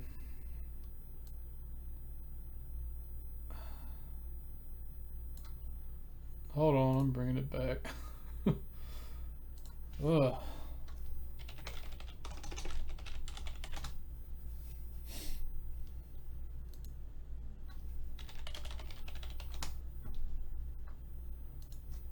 Howdy. I heard you was looking for Tim Rogers.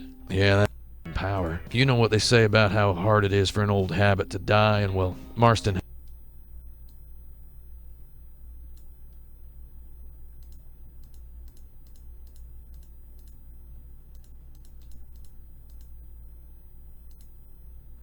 had accidentally tried to steal a stagecoach instead of ride it as a passenger. It's almost like the choice was the flip of a coin for him, or like there was 2 buttons under his thumb and he pressed one on accident when he could have just as easily pressed the other. Marston got chewed out a bit by the local law and spent 2 nights in a Mexican jail, and after that the stagecoaches weren't too eager to stop for him. So he saddled up his old horse and he set out into the hot, bright desert for a long ride up and out of Mexico, across the border, through the territory, and up into the city of Blackwater to report his works being done to the Federals who held his life and his wife hostage. Now, during the whole inhumane length of that ride, the screaming sun in palpable contempt for the nakedest notion of mercy didn't set once in what felt like a week. The heat of the sun being a regular problem as it is on a normal day, and being a vicious torture south of the border, this long hot ride's arduosity was thus such that you or I'd need no significant experience with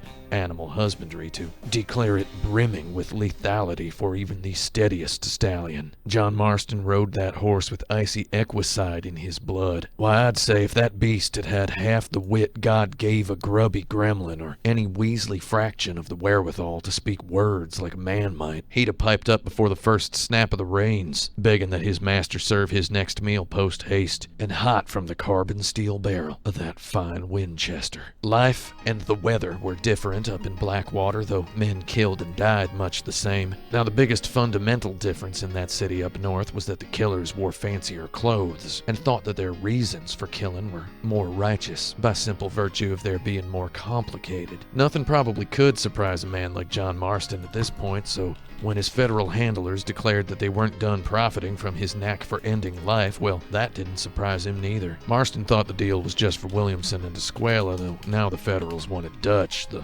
leader of the gang. On the way out of the police office, Marston saw Wes Dickens being escorted to the jail for narcotic possession, and though he didn't have to say a word, he did. He said Wes Dickens had helped him, and the Federals believed it, and they let the man go. They rode in a horseless buggy out to a riverboat that had run aground some years before. They fought off some rascals and rescued one of Dutch's stragglers, a man named Nastus. Marston didn't like the horseless buggy much, and his dislike found cause when the fool thing collapsed into uselessness en route back to the office. Perhaps now, Marston detested all vehicles, even animals that sufficed for such. To hear Marston tell of it, Dutch had been like a brother until he started killing without reason. It had seemed to a storyteller that as civilization devised new comforts, Dutch's contempt for that progress expanded in proportion. He and his men terrorized Blackwater regularly, and during Marston's time in Blackwater, Dutch's gang robbed a bank there. In keeping with his legal obligation, Marston assisted the Federals, and his bad luck brought him face to face with Dutch. Their conversation was not friendly. Dutch referred in rude words to his former intimate knowledge of Marston's wife Abigail, mother of Marston's son Jack. Between yells of gunfire, Dutch also called the Federals Marston's masters, a notion Marston rejected. He said, "I've been my own master since you left me to die." Dutch got away, and the Peacemaker posse gave pursuit. Them Federals expressed disdain regarding Marston's hesitation. They insinuated that he might not have hated Dutch quite enough to pull a trigger, and Marston took grave offense to their doubt, adding that he'd shoot them Federals even 100 times each if it was a choice. Dutch's man Nastus took Marston up to scout Dutch's camp in the mountains. A bear accosted Marston during the climb, and Marston wasn't about to abandon the opportunity to send that monster back to the devil from the safety of a crow's nest. He spied an eagle halfway up to the summit, and he put that eagle away too. Marston encountered a door leading to the camp, forged in some wood impervious to all bullets, and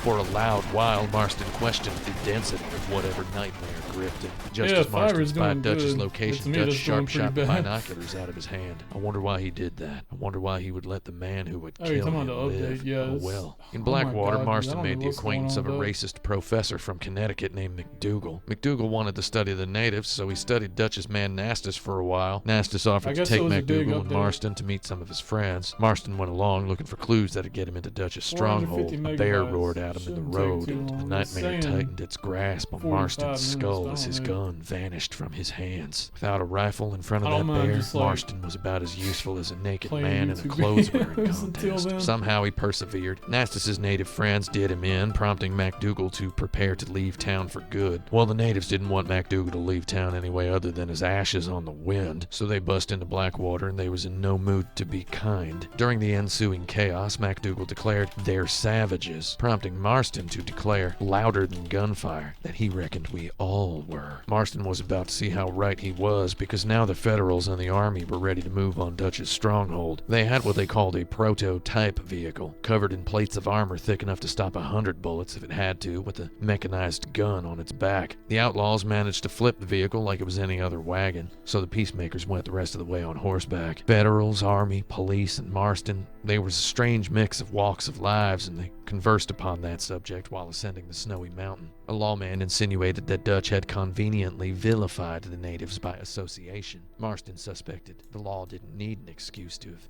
hated them already with the tools their privileges had given them. Well, the posse blew up that gate, and they struggled to fight up a hill into that bandit castle. One of the marshals spied a machine gun, and knowing of Marston's prowess with the infernal technologies, commanded him to man it. Marston proceeded to paint that fort the color of bullet holes. Dutch appeared on a dramatic terrace and Let's see. delivered a shouting loud soliloquy. Marston went after him with all he could. During his desperation to escape, Dutch had perpetrated the classical mistake of climbing up until the only place left to go was down. Marston pointed a pistol while Dutch wrote his own eulogy out loud and unarmed. Dutch said, "We can't always fight nature. We can't fight nothing." He said when he was dead, the peacemakers would find another monster. Marston hesitated. Probably he loved this man who was about to die, whether he killed him or not. Dutch left this planet on his own terms. Marston climbed down to have a reckoning of his mentor's corpse. One of the Federals chided him for his hesitation on the cliff. He asked Marston to give him his gun. The Federal put a bullet in Dutch's corpse. He said it'd look better on the report. As you and I both know, the history books more often than not tell us the facts of what happened most of the time, and the nuance of those facts quite seldom. Hesitating to shoot Dutch up on that cliff might have been the last time John Marston hesitated in his life. He got on his old horse and immediately rode back to his old farm.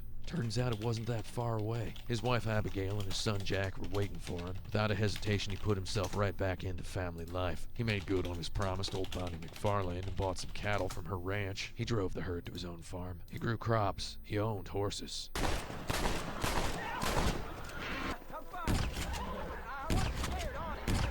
Sorry you had to see that, son. He buried himself in his ordinary day-to-day tasks like shooting thieving ravens circling the corn silo. He taught his boy how to hunt elk. He told his boy their life was going to go back to normal, and his boy questioned what normal meant for a man like him. Marston didn't have an easy answer. Well, together they killed some elk, and later they went out and shot some wolves. One day his son talked about flying machines he read about in the newspapers and said, "Those machines can turn men into angels." John Marston repeated this expression, "Machines can turn men into angels," with a tone of voice like he was judging neither men nor angels. He wrangled wild horses with his old uncle, and no matter how much that old uncle talked back, he didn't say a word about the nasty tobacco stain in that old man's beard. In the twin interests of friendship and hunger, Bonnie McFarlane offered to buy some corn from John Marston, so Marston and his wife Abigail rode off to McFarlane's ranch. Abigail and Bonnie bonded over stories about John, and when John left, Bonnie stared down the road for a while. She'd tell somebody later she had some notion that was the last time she'd ever see him, but maybe she didn't Alan have such a Chad's notion honestly at all. I say there's big only so boss. much anybody knows, and most Oh, of the Adam time what we is- do know got nothing they popped to do up, with I other guess. people.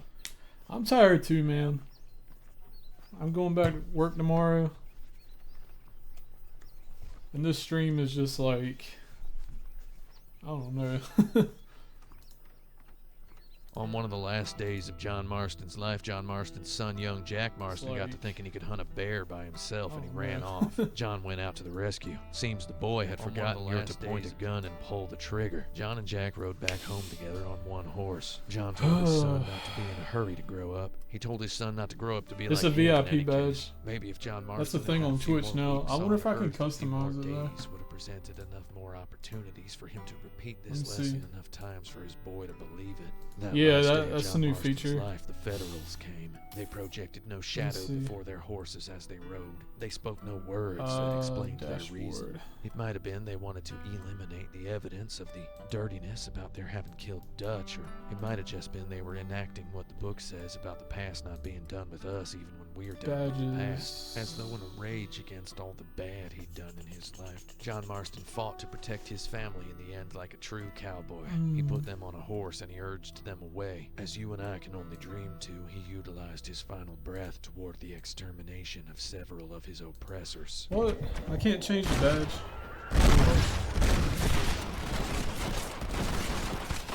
Yeah. I was trying to remember how to like get your name in here.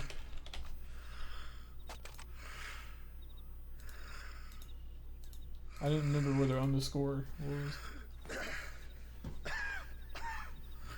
Now you get a badge.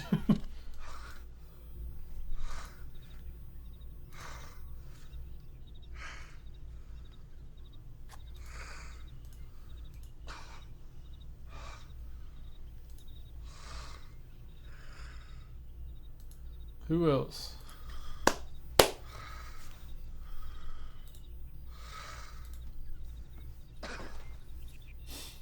Later, his wife and boy rode back to find him there face up in the dirt, red, dead, and redeemed. They buried him with a quote from scripture that the peacemakers are blessed, though it might have been neither of them knew blessed by whom.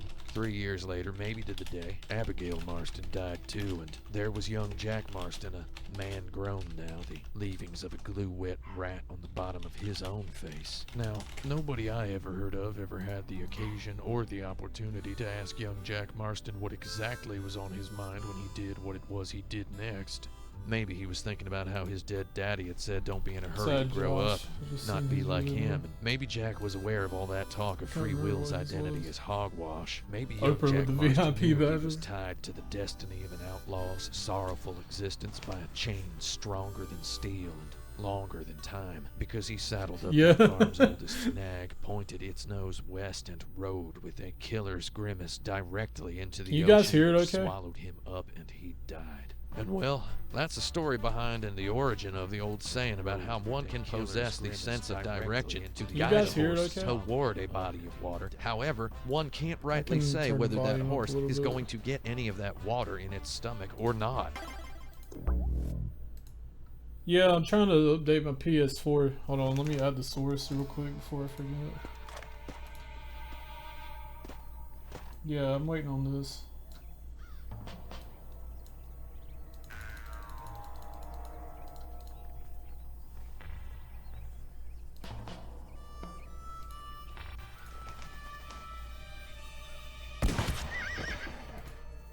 Now it says 62 minutes, oh great.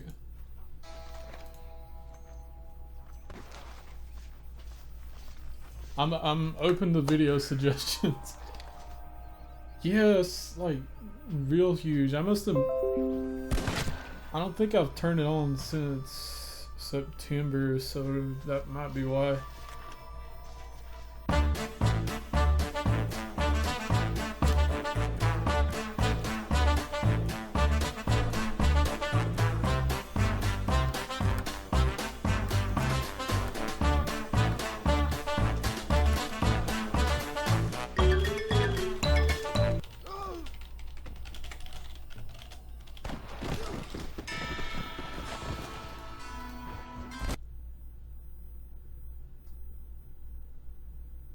Yeah.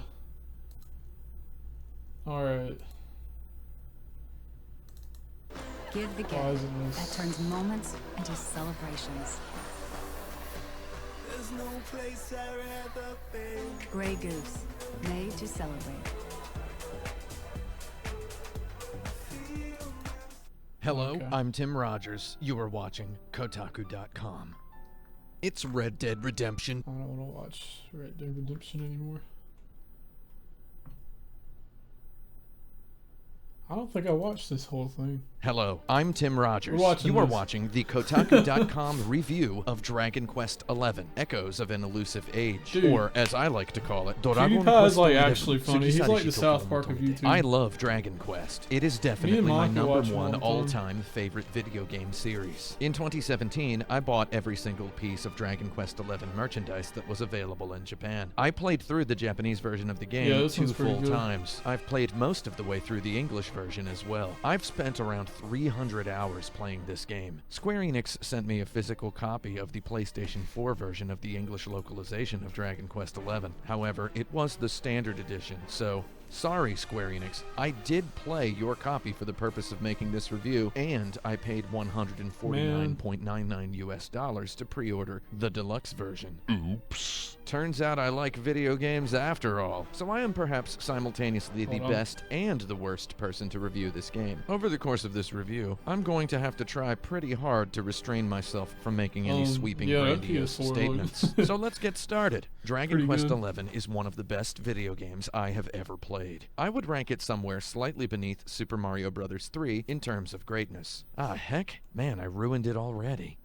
Dragon Quest XI is the first single-player Dragon Quest game on a modern home console since Dragon Quest VIII, which was released on the PlayStation 2 in 2004. If it's been so long since you played a Dragon Quest game that it feels like you've never played a Dragon Quest game at all, or if you actually haven't ever played a Dragon Quest game, Dragon Quest XI is the perfect one for you. The game tells the story of the reincarnation introduction of a legendary hero, who may or may not be the legendary hero Lodo, aka Erdrick, from Dragon Quest 1, 2, I might and try 3. to get this. So, if the story of Dragon Quest I don't know if 11 it'll be on bewilders sale a on Black newcomer to Friday. the series, Kinda said doubt it, bewilderment but will stand in I'm as a gonna try to get it. convenient simulacrum of the bewilderment of the protagonist. Dragon Quest 11 is hugely long and chill as heck. It took me about 80 chill as heck hours to finish the main quest my first time. I would recommend this game to anyone who likes chill characters, colorful aesthetics, Akira Toriyama's art, extremely old-school role-playing games, fairy tale stories, or ridiculously detailed video game towns. No English language review of a Dragon Quest game would be complete without some historical background on the series, so let's talk about really? the history. Dragon Quest games have are to keep an eye popular out in for that. Japan is I about start my as job thudding an tomorrow understatement officially. as Kalamata olives are popular in my house. An ubiquitous urban myth informs global game likers that the Japanese government mandated Hello, that everyone. Enix release Dragon Quest games only on How's it Saturdays going? to sidestep a phenomenal geyser of kids and grown-ups calling in quote-unquote sick to work or That's pretty- school. Or maybe they pretty publish good. the games on Saturdays because it's easier to make an event out of a product release on the Oh, weekend. man. Whatever the case may be, the games sell by the bucket load to Um, salivating Saturday Somebody shoppers I know without on Twitch fail. is doing like Japanese online humans, young tournaments and on old, stream, play the games, so I'm probably talk gonna be about doing them, that with purchase Smash Ultimate and comes publicly out. display cuddly merchandise, and reference the games in conversation. I lived in Tokyo for 10 years of my life, most of my 20s and the tip of the 30s iceberg. I purchased Dragon Quest V on Super Famicom 3 days after moving to Japan. I used it, together with the age-old pastimes of making friends and joining a band, to learn casual Japanese. I had many conversations over that decade on the subject of Dragon Quest. I had a girlfriend once whose automatic busy response text message was a Dragon Quest reference. In my anecdotal experience, my friends who played Dragon Quest casually described a similar pattern. They played it for weeknights, for a half an hour or an hour, after taking a bath and before going to bed. This is how I played Dragon Quest XI in New York. This is how I played Dragon Quest VIII in Minami Senju. This is how I played Dragon Quest VII in Kami Fukuoka. This is how I played Dragon Quest V in Kitaurawa. Give Dragon out Quest badges. games are bedtime stories. Dragon Quest games Yeah, I are think he assembled lived with in care Japan and for a attention while. to He detail speaks of Japanese. a hotel room overlooking a sleeping city. The fundamentals of Dragon Quest games have stayed largely the same over We the should past 4 watch the decades. Final Western Fantasy critics VII often attack this point. However, I consider this the series' greatest translation strength. As a series he Dragon did, Quest's 'cause that release is, in like, pen, super you know good. that it is Super, going to be super suitable good. for playing in a bathrobe before bed. You know it will be the perfect game to play when you are tired or when you have a cold. It's not just a video game, it's your old friend. Come back home. Yeah, he said he from lived a there for long like trip 10 years. abroad. Like clockwork, every time a Dragon Quest game's Western release approaches, conversation begins. The big question is always, might this be the one that becomes popular in the US? These whispers were loudest for Dragon Quest VIII, with its almost seamless 3D world and its gorgeous anime cel shading. And then they did this to the box art. Like, what is this thing behind the characters? Why did they do that? Like, look at the Japanese one. What It's, the heck? it's I got kicked out beautiful. of somebody's Come on, Discord. Square Enix in 2004. Let that guess because I didn't landscape talk, or live. they deleted Dragon it, I Quest guess. VIII was more than slightly popular in the US. Metal and Gear then the awesome. series went 14 years without another big budget single Oh player God, I home haven't console seen that adventure. forever. Well, now Dragon Quest XI has arrived at a time when Akira Toriyama's Dragon Ball characters are beloved by an entire generation of game-touching millennials. So Square Enix's way of marketing the game is, well, they included this Dragon Quest VIII hero outfit as a pre-order bonus for Dragon Quest XI. So they're like, hey, remember that really bad outfit from that game from 14 years ago? Like, seriously, the only way I would wear this outfit is if you hated me enough and somehow insinuated yourself into being in charge of my funeral. Coincidentally, as Dragon Ball and its distinctive art style ascended toward cultural significance, so Boss, did classic mechanical and labyrinthine sent Japanese you a video message on games. Discord. Almost every Japanese video game currently being celebrated by hardcore game likers here in the late 2010s learned every one of its good habits from Dragon Quest. Pokemon's monster collection is from Dragon Quest V. The sublime gambling arithmetic of Shin Megami Tensei and Persona's battle systems owes a lot to Dragon Quest III. And Dark Souls, well, if I mention Dark Souls, people in the Super comments will make Nintendo. fun of me for trying to say anything, even something intelligent about Dark Souls. So just trust me that Dark Souls learned a lot from Dragon Quest, okay? Also, Dragon Quest creator, director, game designer, and writer Yuji Horii literally wrote 11/12 of the script for Chrono Trigger. Why did they do this to the box box art, though. I mean, look at the Japanese box art. It's like, were they afraid people would see it and say it looks like someone imitating Dragon Ball? Now we gotta talk about the world building. I like to think of Dragon Quest character gets in. Is that in Smash? It's like, is that a Dragon Ball character? Look, there's even an option right there in the menu to just talk to your buds.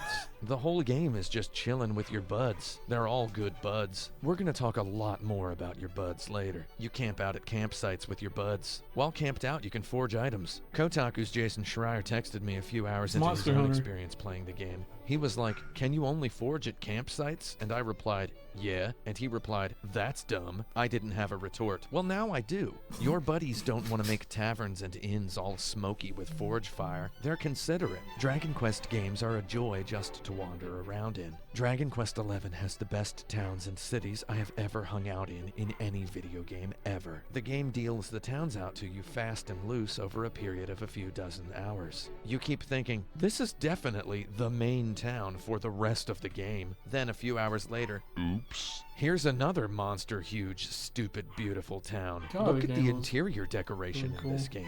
Every living space has at least one chair per NPC. They have an adequate number of place settings on restaurant tables. Look at these meals. Look at these cakes. Look at this bread. These towns are perfect artisanal 3D level design geometry toy boxes. Some of them have the verticality and or the interior-exterior Swiss cheese path-making possibilities of a good Quake map. It's not just a brave new world, though. It's also the such people in it. Dragon Quest has always overflowed with palpable master-classy person-to-person world building. A soldier on lookout in a castle might say he misses his mom back home. Later, you might meet an old lady in a country village who says she misses her son, who went off to become a soldier. All world building in every Dragon Quest is always done with so light a touch. Each isolated example of two random characters who know each other is a full micro-textbook on the subject of narrative design. All it really takes is one person saying they know another person. Applied gently,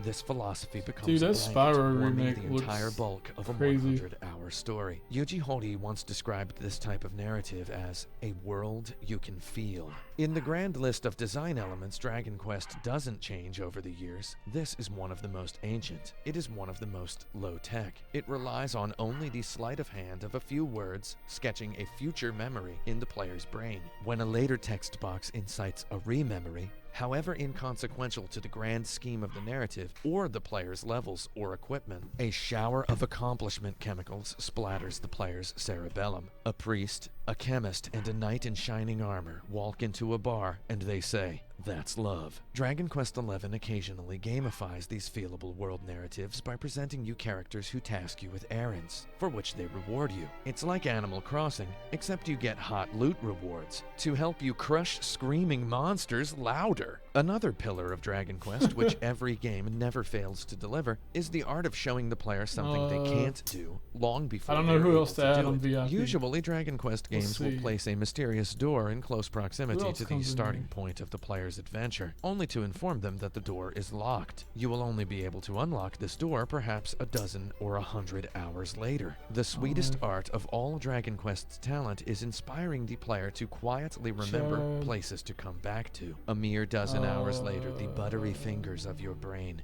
struggle to carry and contain the wet marbles of specific locations. Dragon Quest does this better than any series of games ever has, and Dragon Quest XI does it no less masterfully. Let's talk about the difficulty. Dragon Quest games are easy, however, they are also hard. This dubious duality lies at the heart of the series' eternal appeal. Western critics aim two common complaints toward Dragon Quest games: that they are too easy, and that you have to grind too much. I say, why not neither? Clearly anyone executing this variety of criticism toward Dragon Quest has never experienced the joy of playing the game's under-leveled. I could do it, but it would Dragon be like... Quest is great. It's like playing Persona. I hate to break it to you. Clip You the don't mic. have to grind. You just have to think a lot more. Or, I don't know, man, just hang out with it. Just chill out and enjoy the game, dude. It's good that the games are easy. It means that everyone gets to play through the whole game without ever hitting a wall they can't climb by grinding. And it means a guy like me can punish himself in interminably by constructing inscrutable impromptu challenges. For the first time in a new single-player entry of the series, you can avoid battles. And when I say you can avoid battles, by you, I mean literally anybody. Even the most infantile of game touchers can avoid 100% of battle encounters in the fields and dungeons of Dragon Quest XI.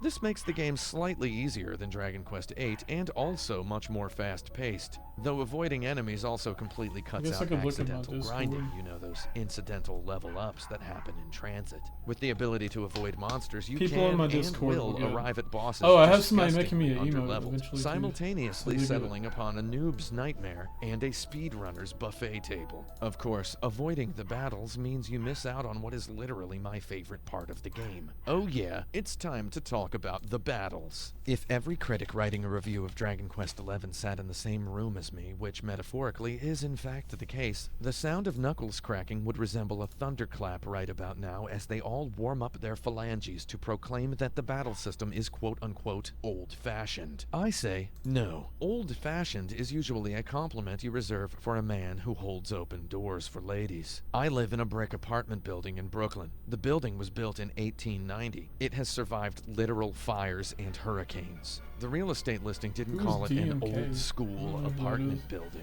They called it pre-war.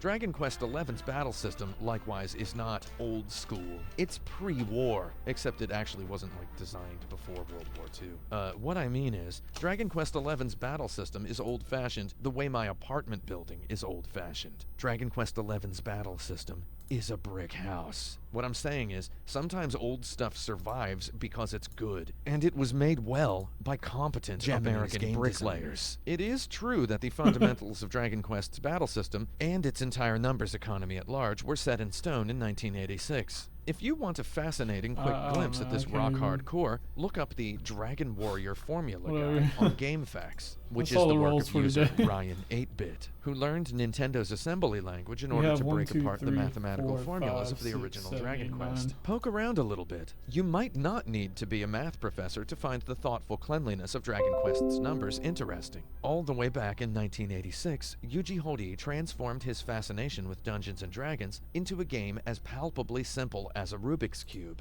Each new entry in the series adds one or more extra layers to the system, though Yuji Horii's team of veteran game designers is remarkably never afraid to peel the clock all the way back to the fundamentals before application of said new layers. Dragon Quest III introduced the job class system. Dragon Quest IV took it away. Dragon Quest V introduced a system in which you capture and train monsters. Dragon Quest VI took it away. And yes, I know the DS remake brought it back. We're talking about the original games in the series, okay? Dragon Quest VIII introduced a charge mechanic, which drastically multiplies the effect of a character's next action in exchange for their inaction in the current turn. Hey, that sounds kinda like Bravely Default. And also like the Japanese PSP game Brave Story by Game Republic, which is literally a role-playing game designed by Yoshiki Okamoto, who was one of the game designers of Street Fighter 2. So if you ever wanted to know what that was like, try that game out. I mean, just play weirder JRPGs in general. Come on, there's more than Final Fantasy out there. Dragon Quest XI's battle system is the series' best yet, and I don't say that lightly. As always, it is based on the same rock-hard core as all of the previous Dragon Quest games, and as always, the game designers have fashioned and configured multiple thoughtful layers to make this game's battle system unique among other entries in the series. If, hypothetically, I were going to break down a thorough analysis of Dragon Quest XI's battle system, I would start by identifying and then defining what I consider to be the 3 layers. Those layers are characters, skills, and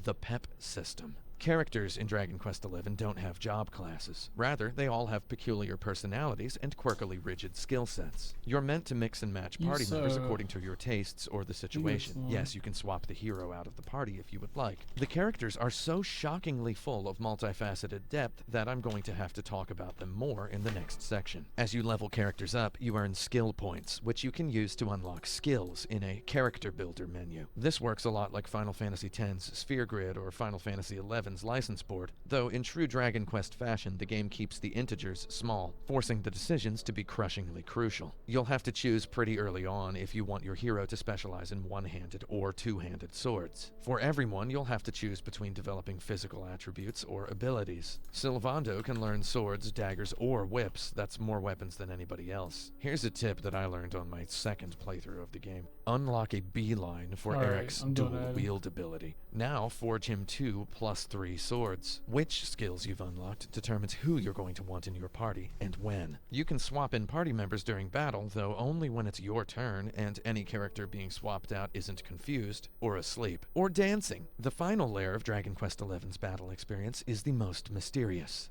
The PEP system. One of Dragon Quest's oldest traditions is what game designers call hidden information. You may have also heard this phrase if you hang out with board game players. Dragon Quest games, and Japanese role-playing games in general, burst at the seams with visible integers. Though it's the hidden, floating numbers that most tantalize my game-liking glands, the PEP system is a motherlode of invisible arithmetic. As characters in Dragon Quest XI battle, they earn points toward an invisible PEP value. When the PEP value reaches its unknowable quota, the character enters PEP state. Think of it as limit breaks, except you can't see the limit break meter. I think it's interesting to point out that the Japanese version calls PEP the zone. In the Japanese version, instead of saying the hero is pepped up, they say the hero entered the zone. This is useful to point out because it makes me remember a Japanese friend of mine who played pachinko professionally. He often had to explain himself to incredulous friends of friends. He said once, "It's just like any other job. You have some coffee, you sit down,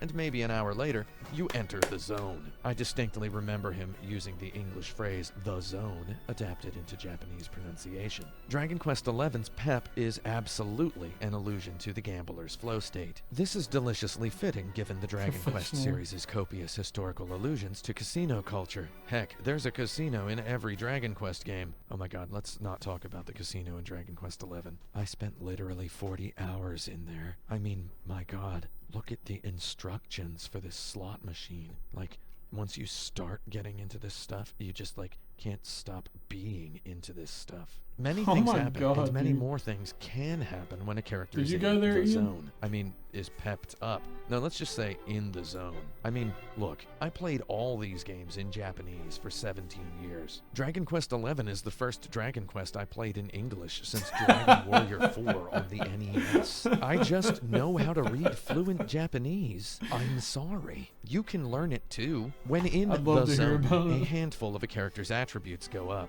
Which attributes depends on the character. The hero's attack power goes up. Serena has healing spells. Her healing magic power goes up. Veronica has attack spells. Her attack magic power goes up. How long does the zone last? You never know. The game is selecting a hidden random number from an artisanally crafted fluctuating range. You'll know the zone is going to end on your next turn when you see the zone icon by your character's portrait flashing. The zone becomes incredibly more fascinating when you consider zone link attacks. The English version calls them powers. Zone links are available when you have 2 or 3 characters in the zone at the same time. You unlock zone links by unlocking skills on the characters as character builders. When you do a zone link, the characters perform a super special move, which invariably has some kind of bonkers animation.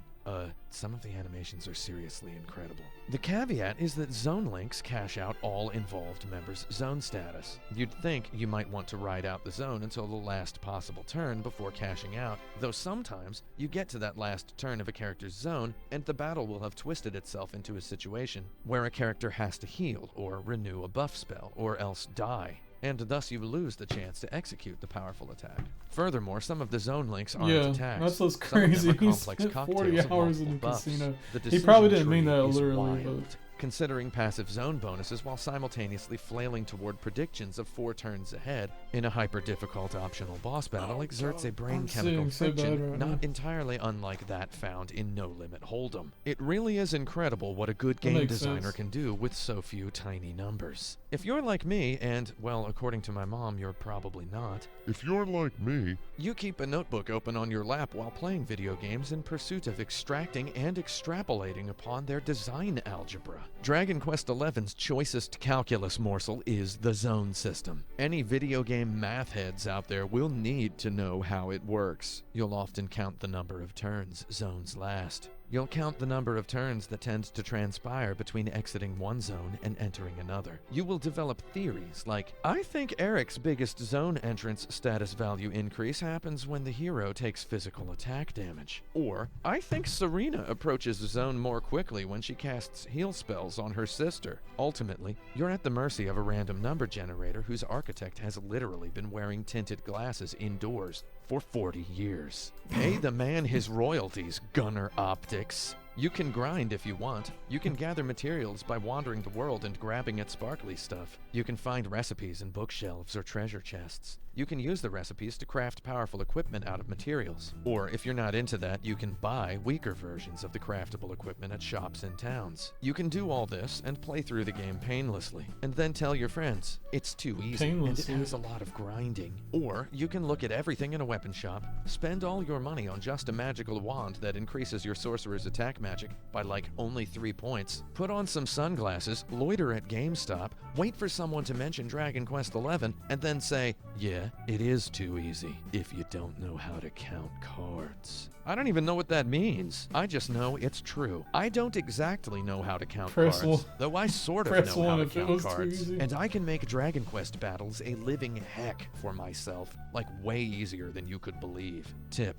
Dragon Quest pioneered auto battle. It offers you a handful of behavioral paradigms to switch between at will. These paradigms, like everything else in a Dragon Quest game, are thoughtfully designed. You're supposed to use auto battle most of the time. That's the reason the very first menu you see in every battle offers you the choice between fight and tactics. We have to talk about the characters. I love them. Every Dragon Quest is at its core a canvas for charismatic characters. Some Dragon Quests use the popular job class system pioneered by Dragon Quest III and mercilessly burglarized by Final Fantasy III. Not the US one, the Japanese one. Dragon Quest VII combined charismatic characters with the job system. Dragon Quest XI places the focus on the characters. Each of them is a person first and a set of attributes second. No character is exactly a mage or exactly a fighter. They all fight, well, about how you would expect the character to fight based on the way they talk in cutscenes. This is a sublime element that's hard to capture in simple I did say it was easy. You just sort of have to feel it out over a couple dozen hours. Dragon Quest XI starts you with just one character, the hero, and lets you quest for a short while so as to check off the Dragon Quest I homage box. Dragon Quest I was the only one with just one character. You then acquire your first companion and are never alone after that. Eventually, you'll have 7 characters, of which you can only use 4 at a time. The characters' traits are structured intriguingly around the concept of pairs. The hero and the thief Eric form a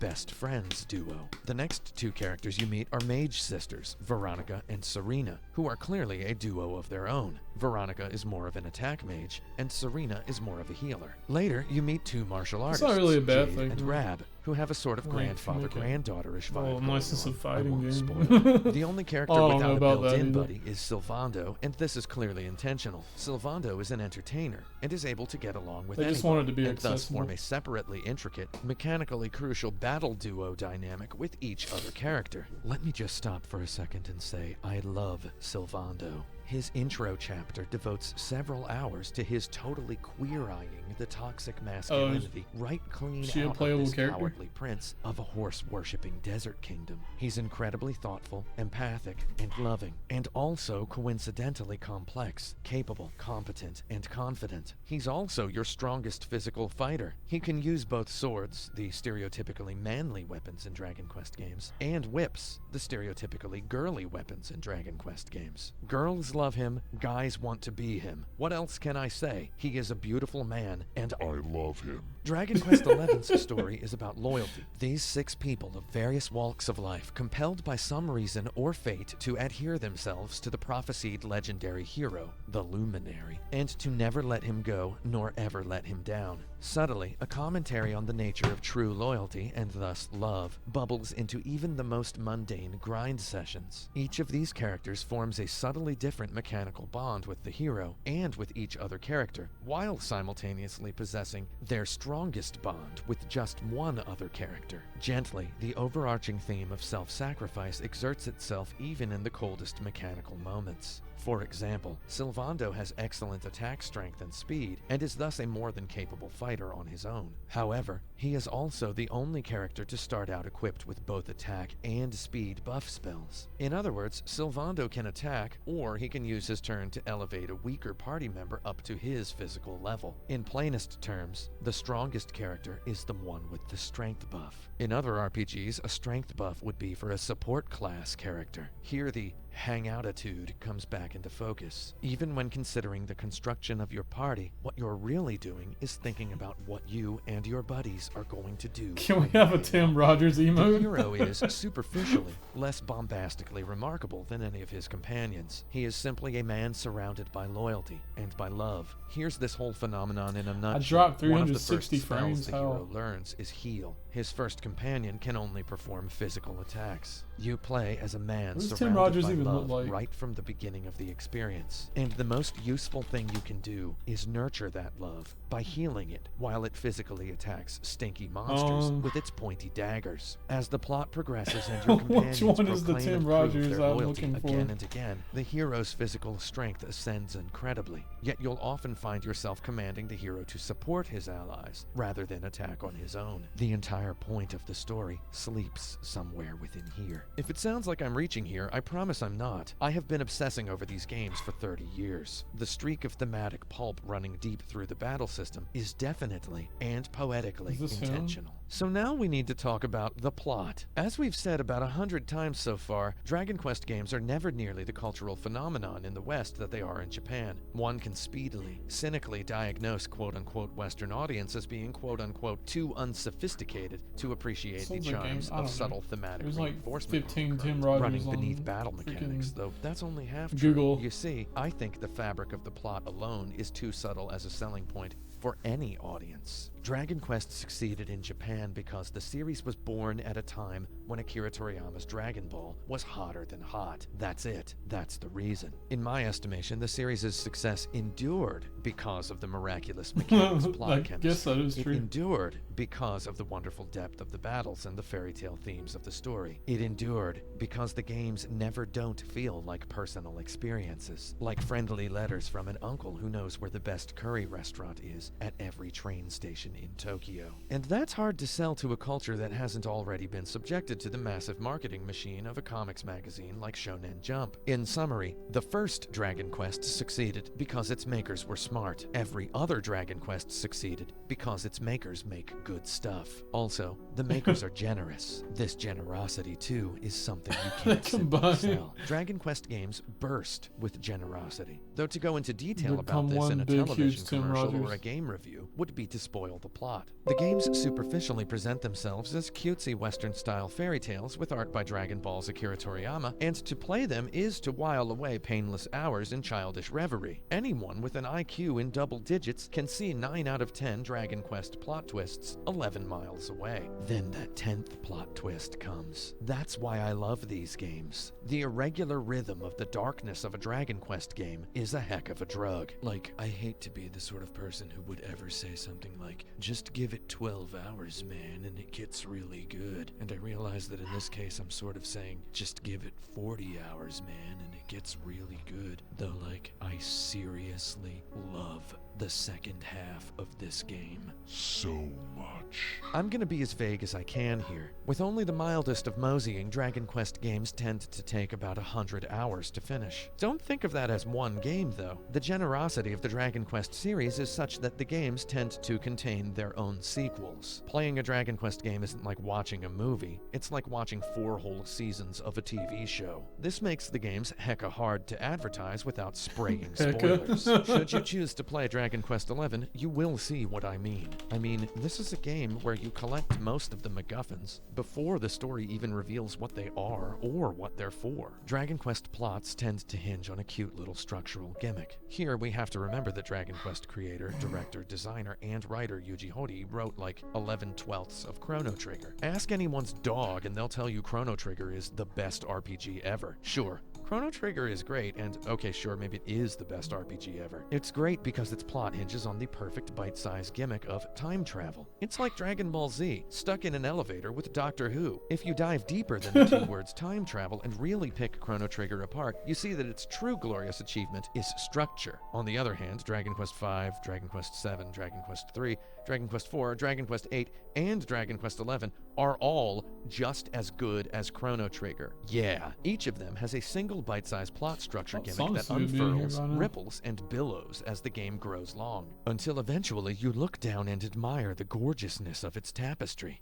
Finally, let's talk about the localization. Dragon Quest XI, Echoes of an Elusive Age. Oh god, why do they always do the alliteration thing with the titles? Like, there's nothing like that at all in the Japanese special titles. edition It's always things. like, Dragon Quest XI, Sugisarishi Toki wo motomete. The English version is more than just a localization. They made the UI background brown instead of gray. Some of the graphics are better. Okay, that sounded really snippy. I mean, the graphics actually, like, I spent a lot of time with the Japanese version, and now I've spent a lot of time with the English version, and wow, they made a lot of the stuff, like, looks better. The frame rate's better, you know. Some of the characters speak words in Spanish or Italian. The twin sisters Veronica and Serena are British, where I would have totally thought they were Russian, though I'm not nearly as mad about that as I'm mad that they spelled Veronica with a C and not a K. I mean, you spelled Eric with a K. Did you not want to spell Veronica with a K as well? It's like if I had the choice between spelling Eric with a C or Veronica with a C and spelling one of them with a K, I would have spelled Veronica with a K,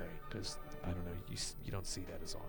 And don't get me started on Jade. Her Japanese name was Martina, which just feels like her name. I mean, look at her. I'm gonna confess, she's hot. Rab's Japanese name was Law, which makes him sound Asian, which, I mean, he is. Though in English, he's about as Scottish as a Scrooge McDuck who ate a Scrooge McDuck. I can't help but worry she's got herself caught up in something. Will ye help an old man look for his wee friend? They added a first-person camera look mode, so you can ogle all the cakes and bread. They added a dash option, so now the hero runs way, way, way too fast on the overworld. The Japanese version didn't have this. I love it. Also, yeah, there are voices. I asked you all on Twitter to ask me questions about the game, and it seems like most of you just wanted me to talk smack about the voices. I'm sorry, I can't do that. I can't compare the English voices to the Japanese voices because the Japanese version didn't have voices. I can say, however, that as I captured footage for this review, I made sure to let the characters read their entire lines. Yes, you can skip the lines if you want. I meticulously compared my English save files against my Japanese save files, and I've determined that letting the voices play in English makes the game play about 8% slower than playing the Japanese version with no voices. I guess I read Japanese in my head faster than these voice actors read English out loud. I guess this explains why he spent 40 hours in the casino. Like some 1995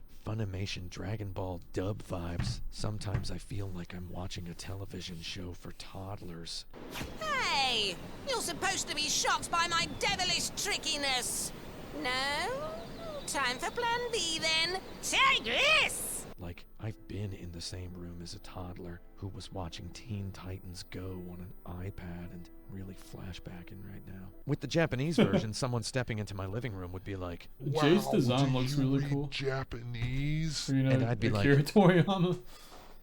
Yeah. With Dragon Quest XI in English, they're like, "Lol, what is this?" Play with a Japanese dub. Okay. Yeah, I don't really mind it. A child? I'm 39 years old. 39 the rare times that I watch anime, I usually watch in Japanese. Huddled in a trench coat. Do I own a trench coat? I don't own a trench coat. In conclusion, everything I have said about Dragon Quest XI being one of the best games of all time is definitely correct, because I played the game in Japanese for 300 hours. I wouldn't have done that if it weren't a masterpiece, right? Heck, I played the game so much that in my very first moments playing the English version, I instinctively pressed the circle button, which canceled me back to the title screen. I am such a hardcore player of Dragon Quest in Japanese that I continued to forget the game had changed confirm to the X button for the next 30 hours of the experience. Hey Square Enix, next time you're meticulously adding a bunch of UI to a Japanese RPG for the English release, maybe add a controller remapping menu in there, because I sure am never gonna feel right pressing X to confirm.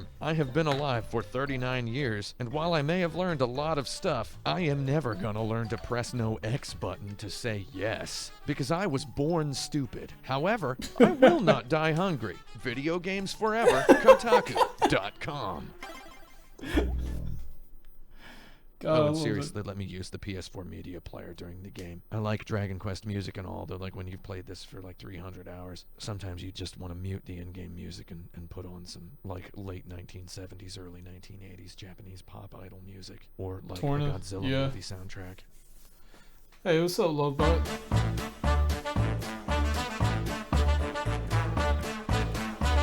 It's pretty late where you're at, right? Dude, I'm being lazy again. I was playing Mario, but the burnout's getting to me. So I'm gonna force myself to play something casually for once.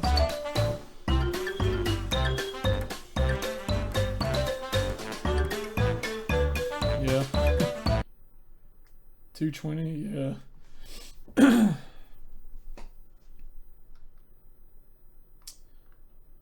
Which one should we watch next? Is this a Tim Rogers video? Yeah, it was like 30 minutes long, dude. Didn't feel like it. If this New is Tim Rogers, Vaseline we'll watch Clinical it. Care, formulated with unique barrier repair complex, heals very dry skin. Hello, I'm Tim Rogers. People affectionately refer to me as the professional video game expert. You are watching Kotaku.com. It's time to We're watching Let's some more Go Tim Pokemon Rogers. in Pokemon. Let's Go Wait, hang on. Pikachu. There's also an Eevee version. If you're an Eevee fan, What happened? don't yell at me in the comments. Nintendo gave me the Pikachu version. Pokemon Let's Go Pikachu for the Nintendo Switch is a modern 3D remake of Pokemon Yellow, which was an alternate version of Pokemon Lovebot, Red I'm and Blue. giving you a Instead of VIP offering a badge. choice of one of 3 Pokemon at the beginning of the game, Pokemon Yellow allowed fans of the TV series to partner up with a hyper-intelligent electric rat called Pikachu. 20 years have passed since the Pokemon TV series debuted. A whole generation of cartoon viewers have ascended into adulthood. Meanwhile, Pokemon lives in the majority of the mainstream consciousness in Pokemon Go. Pokemon Let's Go represents What? Nintendo's effort to can't add handcuff any more nostalgia VIPs. for old-fashioned Pokemon game Hold on. design to 2016's hottest tech trend of barely gamified geocaching. So, while Pokemon Let's Go contains the entire world map and all the pocketable monsters of your definitely childhood friend Pokemon Red and Blue, your buddy has been through some stuff. Let's take a look at okay, some never of the mind. differences Alright. between the old game and the new one. Some of them small, some of them big, and all of I them guess there's, like, wild. a Your limit of rival 10. is really I just nice. kinda added some other Pokemon people, trainers but and they don't really rivals come are here like as boys often and as you do. hobbies. They all need one. The Pokemon trainer's rival is literally the boy next door. Now, in none of the previous Pokemon games did the rival literally brandish a knife and or attempt to slit the player Alright, character's boss. throat. I'll Though until save your Pokemon link. Sun and Moon on the Nintendo 3DS, your rival was never exactly nice. In Pokemon Let's Go, he's hyper-emotionally well, aware. Yeah, I think maybe it's like 10 somehow. Yeah. And I don't know. constantly courteous. He admits his faults when he I fails. gave it- I don't know. Look I at was this just, like, good playing boy, with it. learning You get about one anyway. himself. You start the game with a lot of Pokeballs. I don't know you why there's start a limit Pokemon on Let's that. Go with literally 50 Pokeballs in your possession. That's 50 more than you start with in Pokemon Red and Blue. The first book you approach in Professor Oak's lab tells you to get Pokeballs. The sign standing immediately inside the gates of Viridian City tells you to get Pokeballs. The closest person to that sign tells you to get Pokeballs. The second closest person to that sign tells you to get Pokeballs. Every trainer you defeat gives you at least 3 Pokeballs. You will need all of these Pokeballs. Every Yeah, interaction that's- you I don't know, have it with was a kinda wild weird. Maybe they'll Pokemon change it later. involves Pokeballs. You don't beat up wild Pokemon, you catch them. You don't just catch them, you catch a lot of them. Wow. Back in my day, gotta catch 'em all meant catch one of each, not catch literally every one of them. Scrub the earth clean of their filth. It's got motion controls? I was 19 years old when Pokemon Red and Blue came out, so I'm fairly confident that Pokemon Red and Blue operated exclusively with button controls. That's not to say I didn't shake my Game Boy. I shook my that Game game Boy came out, a like, lot. 90 Usually there wasn't even a 5 or game something. in it. If you're playing on a TV, you are required to use one Joy-Con in one hand. If you're playing in portable mode, you move the Switch up and down to aim at a Pokemon and and then press a good old-fashioned sweet beautiful baby button to throw the Pokeball. I had to play on a TV because I wanted to capture 60 FPS footage. The throwing is more nuanced than you might believe. I guess while we were all busy being burned out on them forever, motion controls got pretty good. You can miss, you can get great or excellent catches. I love when colorful letters congratulate me emphatically. You can use berries to distract and preoccupy Pokemon So wait, is for there no easier battles? imprisonment. You can get fancier balls with I know higher Ian success can chime rates. in on If this 'cause catching Pokemon is what you love, this game he will knows fit the you most like a about this game, glove. I The think. trainer seems older. He knows Maybe more this is than I just do because anyway. my little brother went far more bonkers over Pokemon than I did because I was in college and he was 11 years old. And maybe it's because the opening it? scene of That's Pokemon odd. literally references the film Stand By Me, though Only I always trainer thought of the main battles? character of Pokemon Red as a little brother. You know, Alright. it always seemed kind of creepy to me that a tiny baby child boy's proud mommy would butt kick him out the door at like age 7 to learn how to find and subjugate game-designed animals. The trainer seems older in this game, maybe because of the realistic proportions of the human 3D character models. Notice your trainer squats down slightly when talking to a small child. This really nails in the impression that the trainer is some kind of a teen or a preteen. It's so convenient. Pokemon's design heritage is the hardcore Japanese roleplay. Like an actual game, Pokemon yeah. Red and Blue were like Dragon Quest I still 3, wanna get with the it, narrative to be paired to a honest. bare minimum, and But the Smash is design coming out, systems' so- possibility tree struck by lightning. I'm gonna get it Pokemon at some games point. make you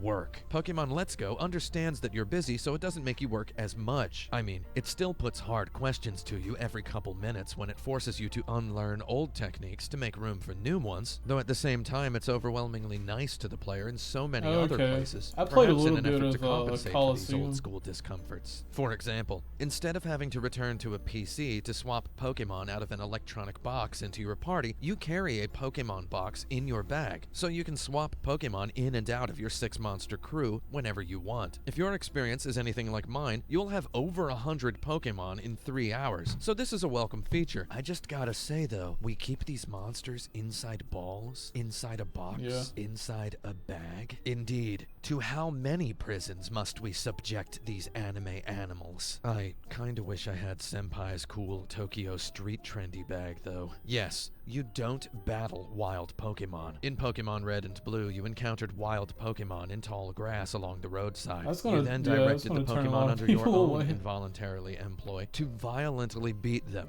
until they fainted, or until their health was sufficiently low enough for you to capture them in a Pokeball. In Pokemon Let's Go, you can only Yeah. capture the wild Pokemon. This disappointed me a lot the first time I experienced it. Then I remembered that fighting other trainers in the wild is the best part of single-player Pokemon. They strut up to you, deliver some weird cut-off sentence fragment which makes no sense whatsoever in any context, and then you get to totally own this stupid caterpillar that some kid took into the woods thinking it would do anything at all against a teenager with 6 Pokemon. Kids in the game use Nintendo Switches to trade Pokemon. They have the neon red and blue Joy-Cons. I'm pretty sure the Nintendo Switch was not available when Pokemon Red and Blue first came out. If it had been, I would have bought one of those instead of a Game Boy Pocket. However, realize that I have a college degree in linguistics, not history, so take anything I say on this subject with a grain of salt. It has so many graphics. I mean, of course the graphics are different from the Game Boy version. I just want to talk about the graphics, okay? When you beat a random trainer, Pokemon Let's Go offers you an opportunity to savor their disappointment in striking anime fidelity. Look at these interiors. I would live in this house. Look at the microwave on top of the medium-high refrigerator. It's just like Japan. If this weird nightmare hiragana were a real language, you could read it off this whiteboard. You can see whiteboard markers in the little tray. You can see pens in a wooden cup. Hardwood mavens such as myself can tell that this table in Professor Oak's lab is made of oak. Look at the reflection on the glass case in the Pokemart. Look at the little leather tray for cash and change. It's just like Japan. Look at the products on the shelf. You can totally tell this is matcha tea. Any hardwood flooring Mavens. such as myself are gonna get a kick out of this basket weave parquet flooring. I genuinely love the 3D art direction in this Basket game. weave. It reminds me of a style Oh, that I God. thought had died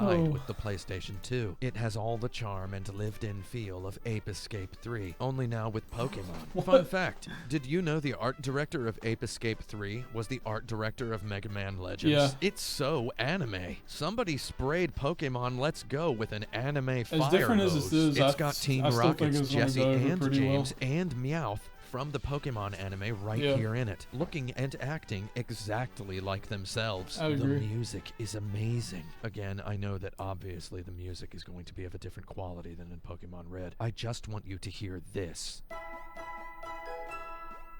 Also, I want to point out that I love these excellent little pixel art portraits. They're perfectly faithful to the Game Boy version. The warmth of this loving embrace between old school graphics and new time tunes is sure to heat the heart of any hardcore true fan. Pikachu can wear a hat. You can dress Pikachu up. I put a baseball cap on my Pikachu. Now we're twins. I can also pet Pikachu and feed him berries. Pikachu is more than a Pokemon, Mom. Pikachu is my pet and my friend. Whoa, nice. See, it's totally not animal abuse at all if he seemed to like it.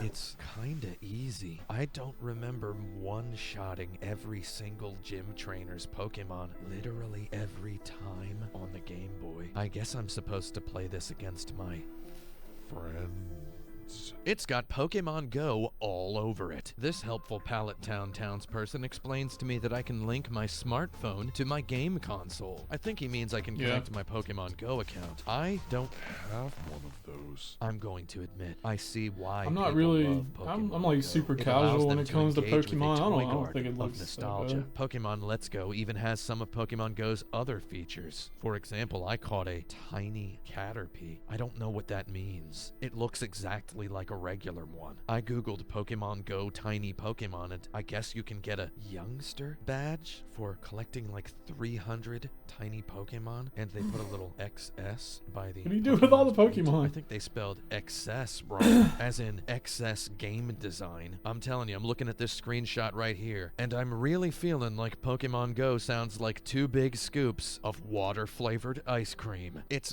very easy to rename your Pokemon. In Pokemon Red and Blue. Same, because like I think every game I've started except Soul Silver, I don't think I ever finished. Like I probably played through the trainers and everything, but I think Soul Silver I didn't even play Elite Four, or I didn't beat them.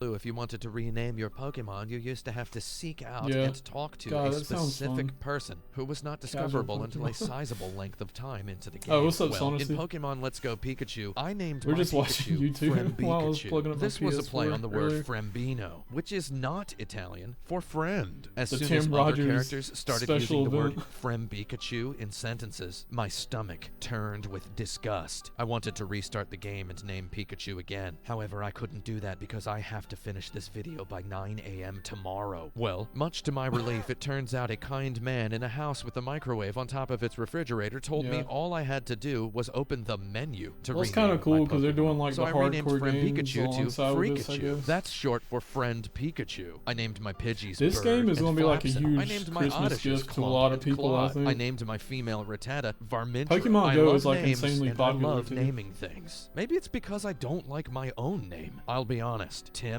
T-I-M, it seems like a broken off piece of something. More than that, it seems like a broken off small piece of a much larger something that's not good. I found it appropriate to endow my rival with a similar broken off name fragment. I bestowed upon him the title Jick. I conceived it as like Jack, spoken with a New Zealand accent. Though now that I've said it out loud, I'm really scared it's a vile obscenity in some Scandinavian language I haven't studied yet. Oh no. Wait, does my dude have a TV on a table perpendicular to the bed in the middle of the room, facing a wall on the 2nd floor of a house? Where's his sofa? Does he even have a chair? Does he play video games with his back against the wall? Is the Pokemon trainer a serial killer? Wait, that old man who told me how to rename my Pokemon, he doesn't have a bed in his house. Does his whole family sleep on the dining room table? I gotta go home now. I was born stupid. However, I will not die hungry. How? Video games forever. Oh god. Kotaku.com. If that person gets found out, they're dead.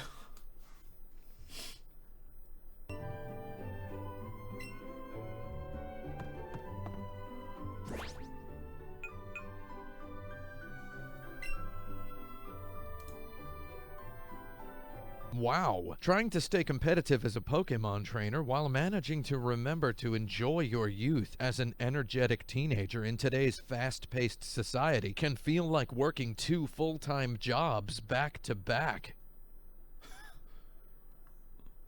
Yeah, for real. Hello, Sonacy.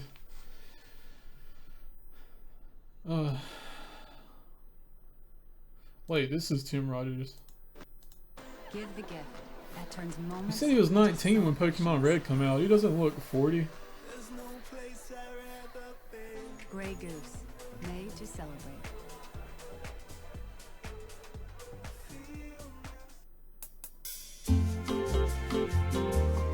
Oh yeah, I forgot on this. I got your video, boss. Decided in the 90s what all the worst box art is, and I don't know. I think a lot of that. How do I change the URL? So we're gonna clean house, right? Yeah, because dunking is easy. Dunking is easy, and what we're about to do is shoot a bunch of threes. What is this?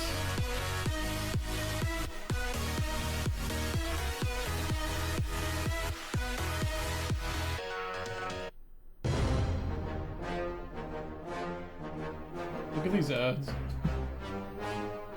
I am about to enter the control room. Nadar, inside. Hurry. No, you go. I will hold him off. There's no time to argue. We can't just run. We must finish him. Nadar, hurry. Clips. I have been waiting for this. Nadar! Greetings, young Jedi. Alright, Sonacy, I got your video too. You can't defeat us all. Of course I can.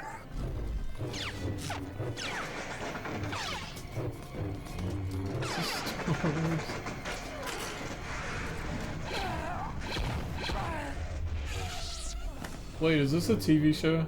No.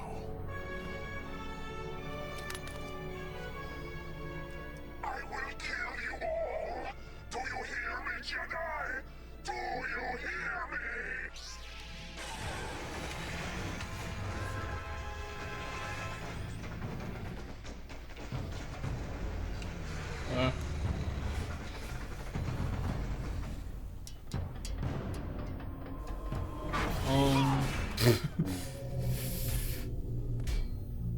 Can I stream this? Leave us.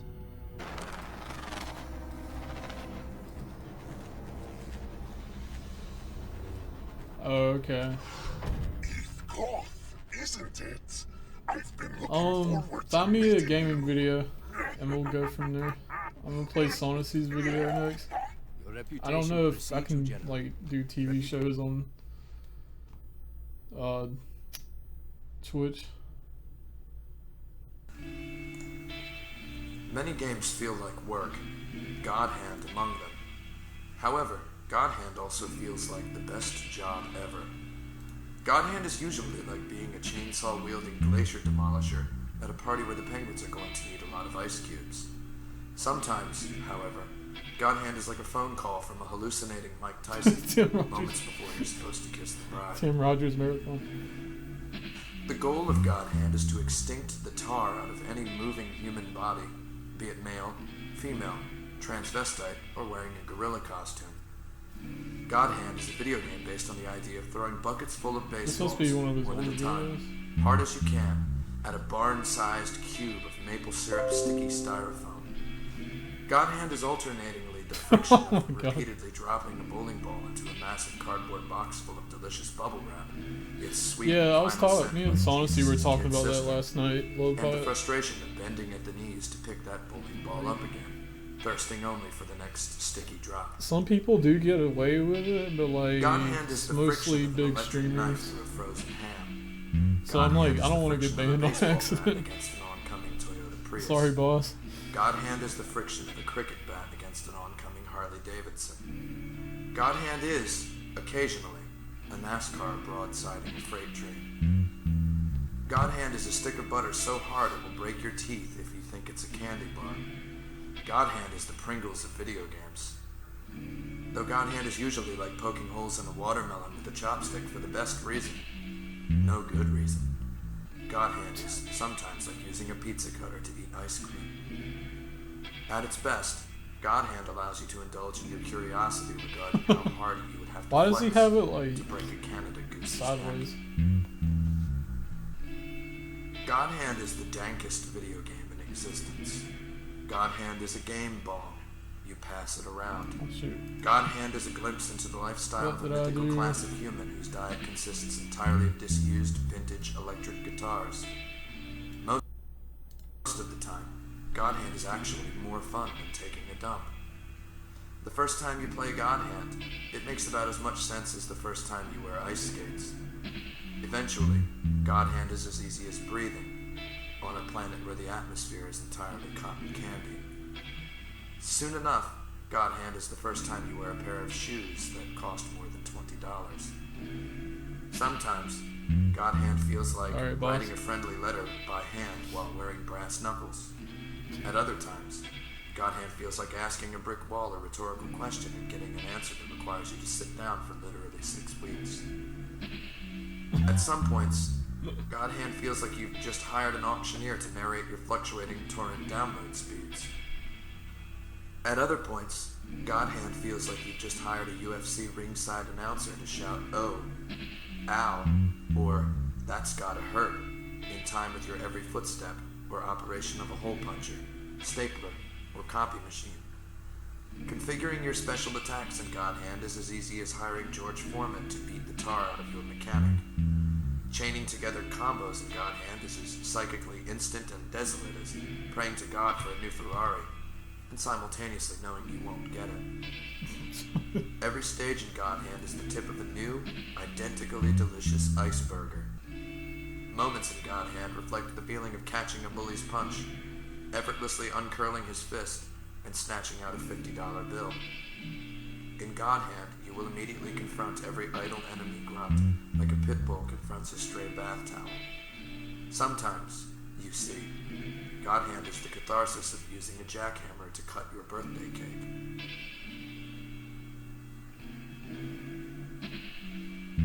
God Hand looks like the only parts you remember about your cooler Big Brother's comic book collection. God Hand sounds like the only parts you remember about your much cooler Dead Best Friends record collection. God Hand's story is that fat kid in high school, who even the other fat kids hated so much he got pushed down the stairs at least once every day before lunch. Oh my At the God. 10-year reunion, they hold a memorial service for him. You ask a dude how he died, and he's like, "Oh yeah, after school he got ripped, joined the CIA, boned a bunch of supermodels, etc., etc. He died last year crashing a dirt bike into a helicopter so as to kill the terrorist warlord who was trying to escape." And you make that face that Neo made in The Matrix when he realized he knew Kung Fu, like, whoa.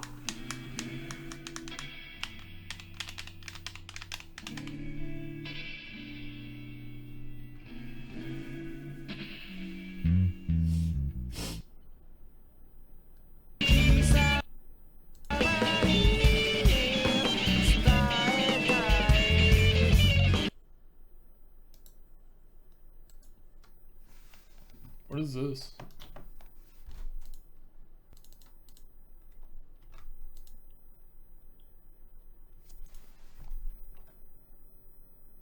Wow, it looks like a Hori controller.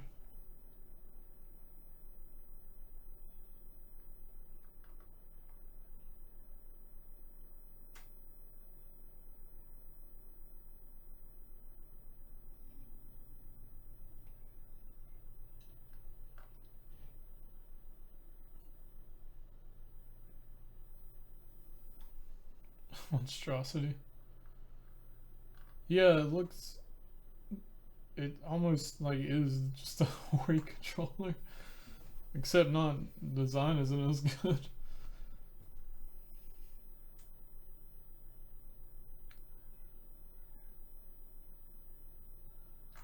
Yeah, it looks a lot smaller. Wireless memory card dongle. Oh, it's a... I don't know what I'm thinking. I don't know why I thought it was for the Switch.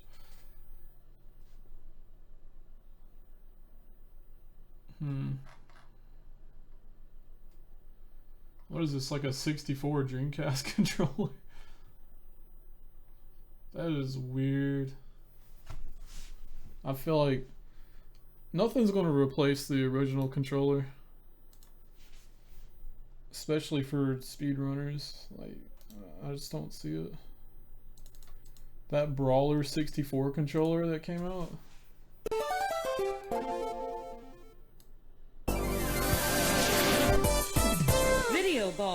Hi, I'm Tim Rogers, founder and director of Action Button Entertainment. Here with Video Ball. Video Ball is a sport for your television, a sport everyone can play. Video Ball is here, it's real, and it's for you. 10 out of 10 idiots hated Video Ball.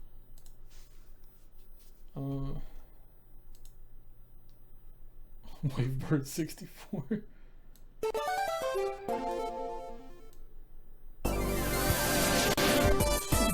Video Ball. Hi, I'm Tim Rogers, founder and director of Action Button Entertainment.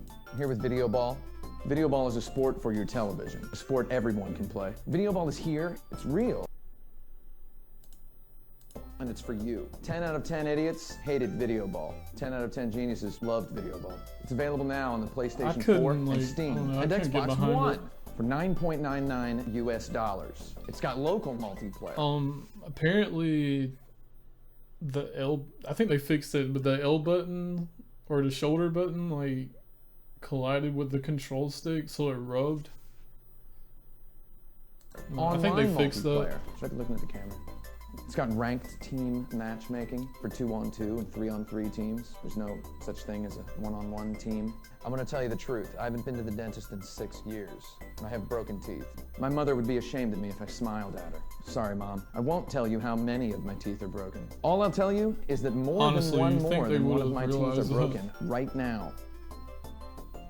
Since none of my broken teeth is one of the ones that would show up in a selfie, I don't have a job, and I don't need one. I've been able to obsess over Video Ball every night, afternoon, and morning for the last 5 years. Now, finally, Video Ball is free. I mean free as in liberated, available. Not free as in for no cost. I mean, the game costs money, the game costs $10. We started making Video Ball 5 years ago. That's not to say it took 5 years to make Video Ball. We made some mobile games. We did secret contract work for hire on some terrible games for terrible people. Terrible people. I myself did user interface design consultation on dozens of apps you might have deleted. We even scammed Iron Galaxy out of some money. Thanks, Dave Lang. Thanks. That's not even a joke. Thanks to all this weird, dirty money. Pokemon Red came out in '96. How about that? Video Ball is a compact expression of all sports. It took time because you know how it is. 22 it takes plus time 19 to be is obsessed with 41. something. This dude does not look 41. Listen, if Video Ball sucked, we would have released it 3 years ago. That is a fact that you can take to the bank. The only question is, can I take it Unless to the he bank? was just joking about Let's it. find out. Video Ball.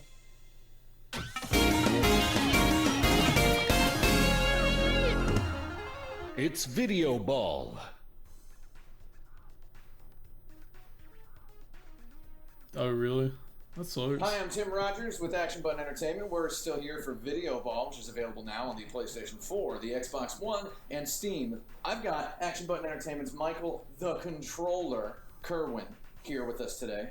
Michael Kerwin, how you doing? How you doing? I'm good. It's good to be here. You don't have to say, you don't have to lie. So about what percentage of the work would you estimate you did on Video Ball? Say about 29%. All right, so obviously you've played the game on all the consoles. Mhm. You probably got something to say about the controllers. This game is available now, so players out there wanting to be a champion, dreaming about the top, they might want to invest, if they're looking for serious glory, in the controller that can get them there. And I'm guessing you've got something to say. So these are different. So why don't you tell me something about these? So these are PlayStation 4 controllers. PlayStation 4. PlayStation 4 controllers. Is that the newest PlayStation? That's the newest PlayStation they got. What about these over here? Those are Xbox One controller. Is that for the original Xbox? Nope. Not 360? Those are for the Xbox One. Is that the Xbox 3? It's called the Xbox One. What about these? I guess it is a real thing. It's a HoriPad FPS Plus. Well, it's honestly said he bought it. Okay. So, I like it. And this, what is this right here? That's the Steam controller. So what can you tell me about the Steam controller? It kind of looks like an owl. Because it's got a... Oh, that's wonderful. That's beautiful. Have you played Video Ball with this? I have never played Video Ball with the Steam controller. Which do you fancy then? What's your weapons? You're the controllers guy. What's the... Man, I don't know. It's just a tool for a job. I mean, do you find yourself performing better with one of them? Like, with any particular controller? Oh, I can win with any of these. Any of these? Guaranteed. we have right here is an Xbox One Elite controller. An Xbox One Elite controller, my precious, is available now for $149.99. This is the supreme experience. If you want to feel even better about Video Ball than Video Ball is designed to make you feel, this right here.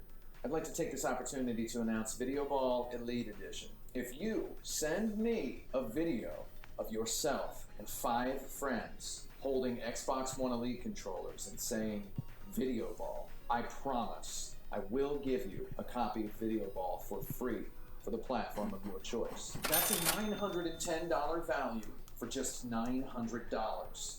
If you only have 4 Xbox One Elite controllers, send me a video of yourself and 4 friends, and then I'll give you $5 off. That's a $610 value Why am I getting for messages? $605. Thanks a lot, Michael Kerman. You can go home now. Thanks.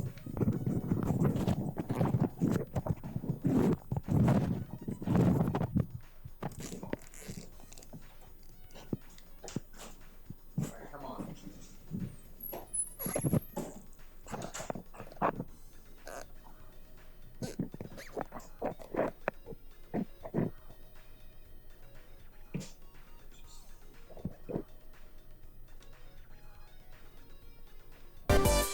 It's Video Ball.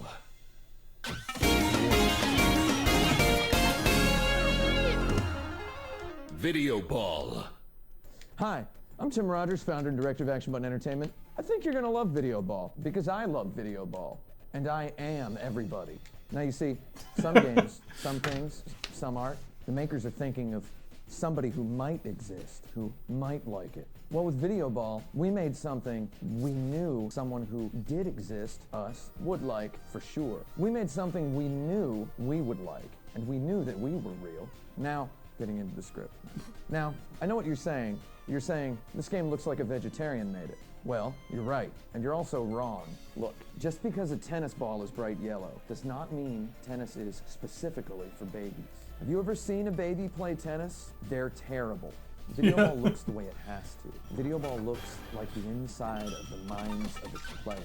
Video Ball looks like one whole Super Bowl happening every single second. I'll take it one step further. Video Ball has the most hyper-realistic graphics of any game ever made. Video Ball is a perfect one-to-one simulation of itself, of Video Ball. This makes it the most realistic sports game ever made. That's a guarantee. You wouldn't say a soccer ball has bad graphics. You wouldn't call the hexagons on a soccer ball indeed. You wouldn't say a basketball has bad graphics. So did that sound like a joke? Because it is a joke. Just because something is a joke doesn't mean it's not real. Video Ball looks like information. Video Ball looks like what you need it to look like. Video Ball is a digital sporting good. Video Ball is digital workout equipment. You can buy a football and you can take it to a stadium and you can play the Super Bowl with it. Or you can throw it around in the yard. Now, you can buy Video Ball and play it with your buddies, or you can get online and get filthy with the endless freaks, psychos, mutants, monsters, weirdos on the other side of your internet. That's why we give you options. You choose the colors of the teams, the walls, the ball, choose the background, whatever you consider the sweetest treat for your eyeballs. Then you choose the lines on the field that helps you visualize. I like the dotted, curved goal zone lines myself, and helps me aim. The background I prefer a nice parquet, an explosion of texture. Parquet makes me feel like I'm in This does look Copenhagen, fun. Denmark. Beautiful wood there. Delicious wood. I would lay them down for it. I might have to. Video Ball.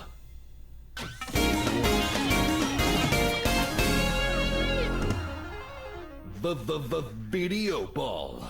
Sit up real straight so that I look like a jack-off. Hi, we're back here for Video Ball. I'm Tim Rogers with Action Button Entertainment. I want to talk a little bit about the future. The future is, if you buy Video Ball now, you have Video Ball in the future. Video Ball is already Video Ball the video game. Video Ball is Video Ball 2K16. Video Ball is Video Ball 2K17. Video Ball is Video Ball 2K18.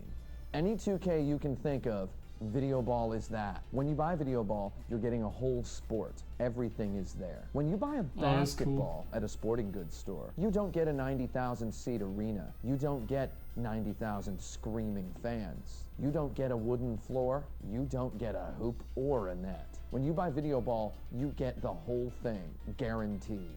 Now let's talk about what Video Ball doesn't have. Let's talk about what Video Ball doesn't need.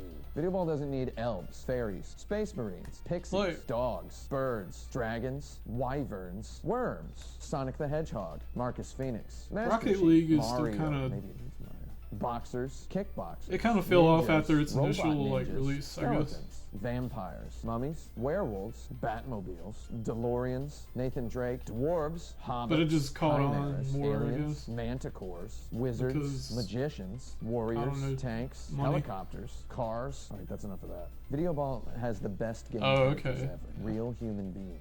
I mean it. Video Ball ships with 7 billion playable characters. Now you can only choose one. You want a new costume for your Video Ball hero? Put a hat on, buddy. I mean it. Put a real hat on your real head. You just made DLC. You are Video Ball. The people are Video Ball.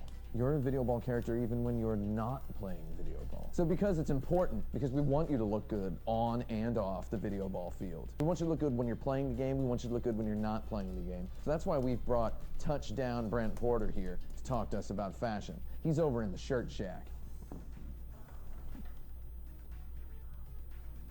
Hey there, Brent Porter. How you doing, Brent Porter? I'm here to win. All right, so what kind of shirts we got going on there? That's a gray shirt with some orange on it.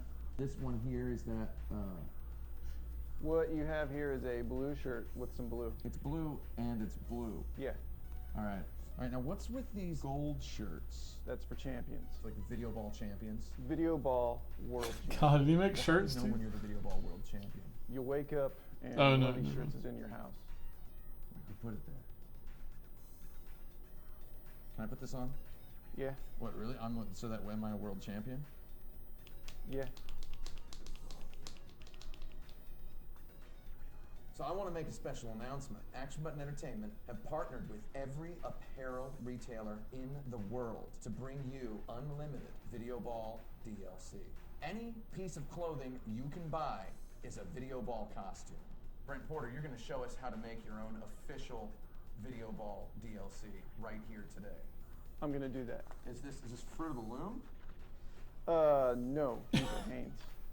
It does say Hanes. Wow, look at this.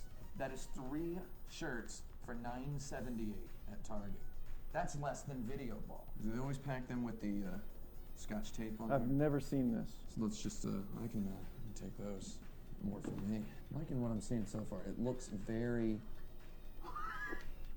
handmade. What do you mean by that? Well, I just mean it looks like definitely like a person made it. Frankie Z merch win. I'm a person. See? I could Vido. do one on Red Bull. It's gonna take a while, huh? Yeah. Oh. Wow. That looks pretty good. Take a look at that. Casey If I merch. didn't love it, I wouldn't say I did. What would I put on my know? merch? So Every so time I Brent Porter, PB, I just make a new you shirt design with my Video Ball current logo, time on you it. do art. Yeah. You make shirts. Yes. You're 70-star and programmer. 16-star Lead version. programmer of Video Ball. Why not? About what percentage of the work would you estimate you did? I'd say about 69%. Video Ball. Oh my God.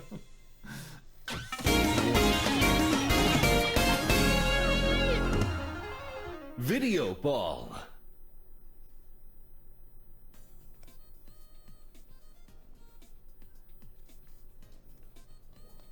Hi, I'm Tim Rogers with Action Button Entertainment. We're still here for Video Ball today. It's available now on PlayStation 4, Xbox One, and Steam. I brought Vito Giswaldi in. Hi, Tim. How you doing, Vito? I'm doing pretty good. Nice. So, when you want to play a little bit of Video Ball, you want to play a lot of Video Ball. So I brought Vito in to talk to us about what's important. Hydration, refreshment, ice cold. What are you cooking for us today, Vito? Well, today, Tim, I'm going to show you a football juice smoothie. Exactly. Now let's get to work. All right, here we got the water. All right. And that's of just regular course, water. yeah, that's just your typical spring water, natural, pure. So you like Crystal Geyser? It's a good brand I go with, but you know, any kind of spring water that's available in your area will be just fine. So how do we get started? What we got here is our blender, of course. All right. And just gonna take the top off right here. Get All right right. into it.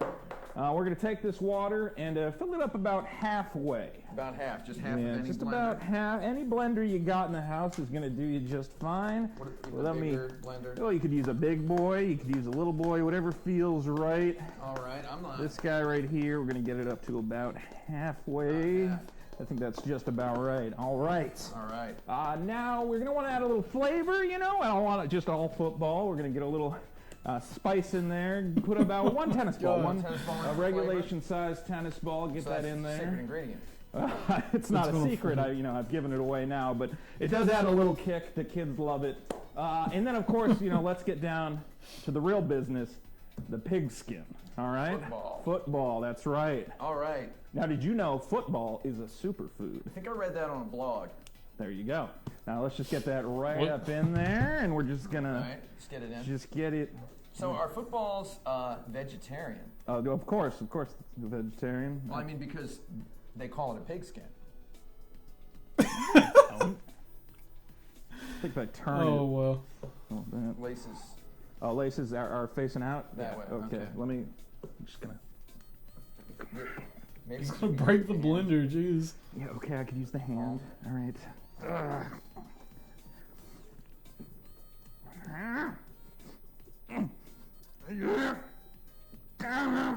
You know what? This happens sometimes. It's perfectly normal. But I got a little trick. If you can't get the football in the blender, what I like to do, and you can find this in pretty much any local supermarket, I get the Kerrygold Irish butter.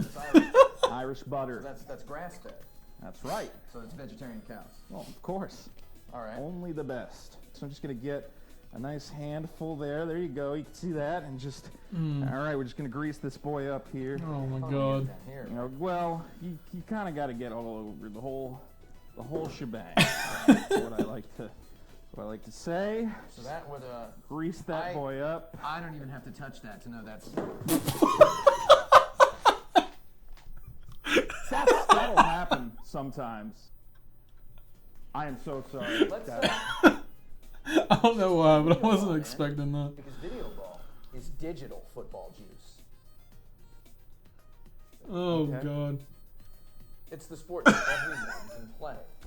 Oh, can I play? No. It's the sport that everyone except Vito Giswaldi can play. Oh. Seriously, my grandmother can play better than this guy. She's been dead. Video ball.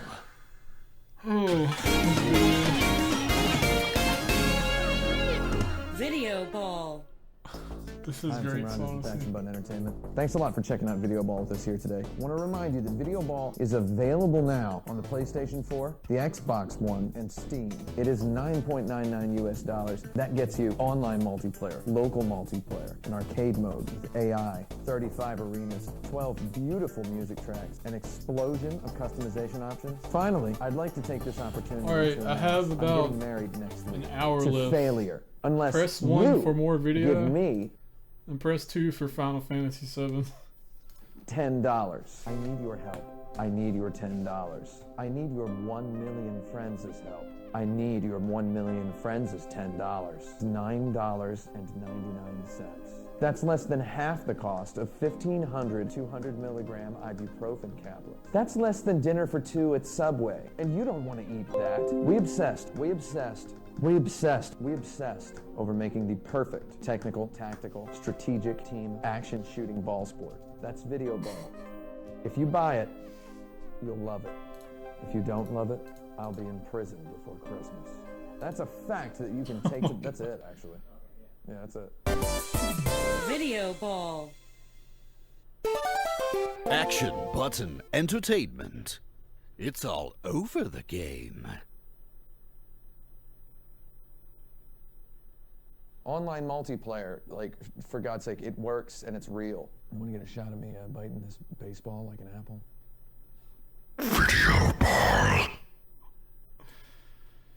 Oh, God. That was pretty good. I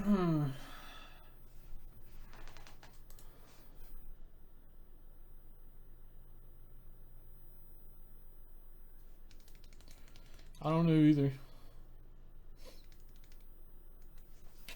I can save 7 for tomorrow and just, I don't know, just hang out with you guys.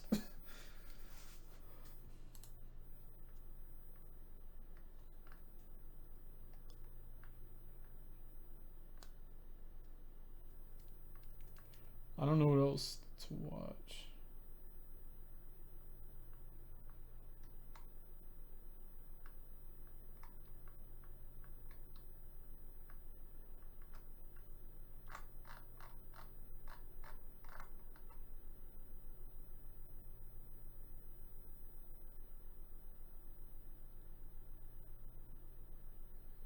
All right.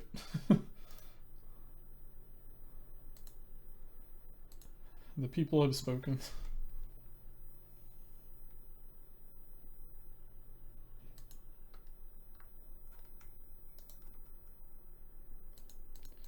And we'll do Final Fantasy VII tomorrow. Oh, hey! I didn't see you up there. Well, I'm here, and I'm here to be weird. I'm here for you, and I'm here to be a bizarre individual in front of this camera for you. Let me get started by admitting something right off the bat. I'm a weirdo. I don't know why. I really have no idea why. However, we're going to delve into that tonight, and I promise you that by the end of this episode, we're going to figure it out. Stay tuned. Wait, what? I didn't realize that was so short.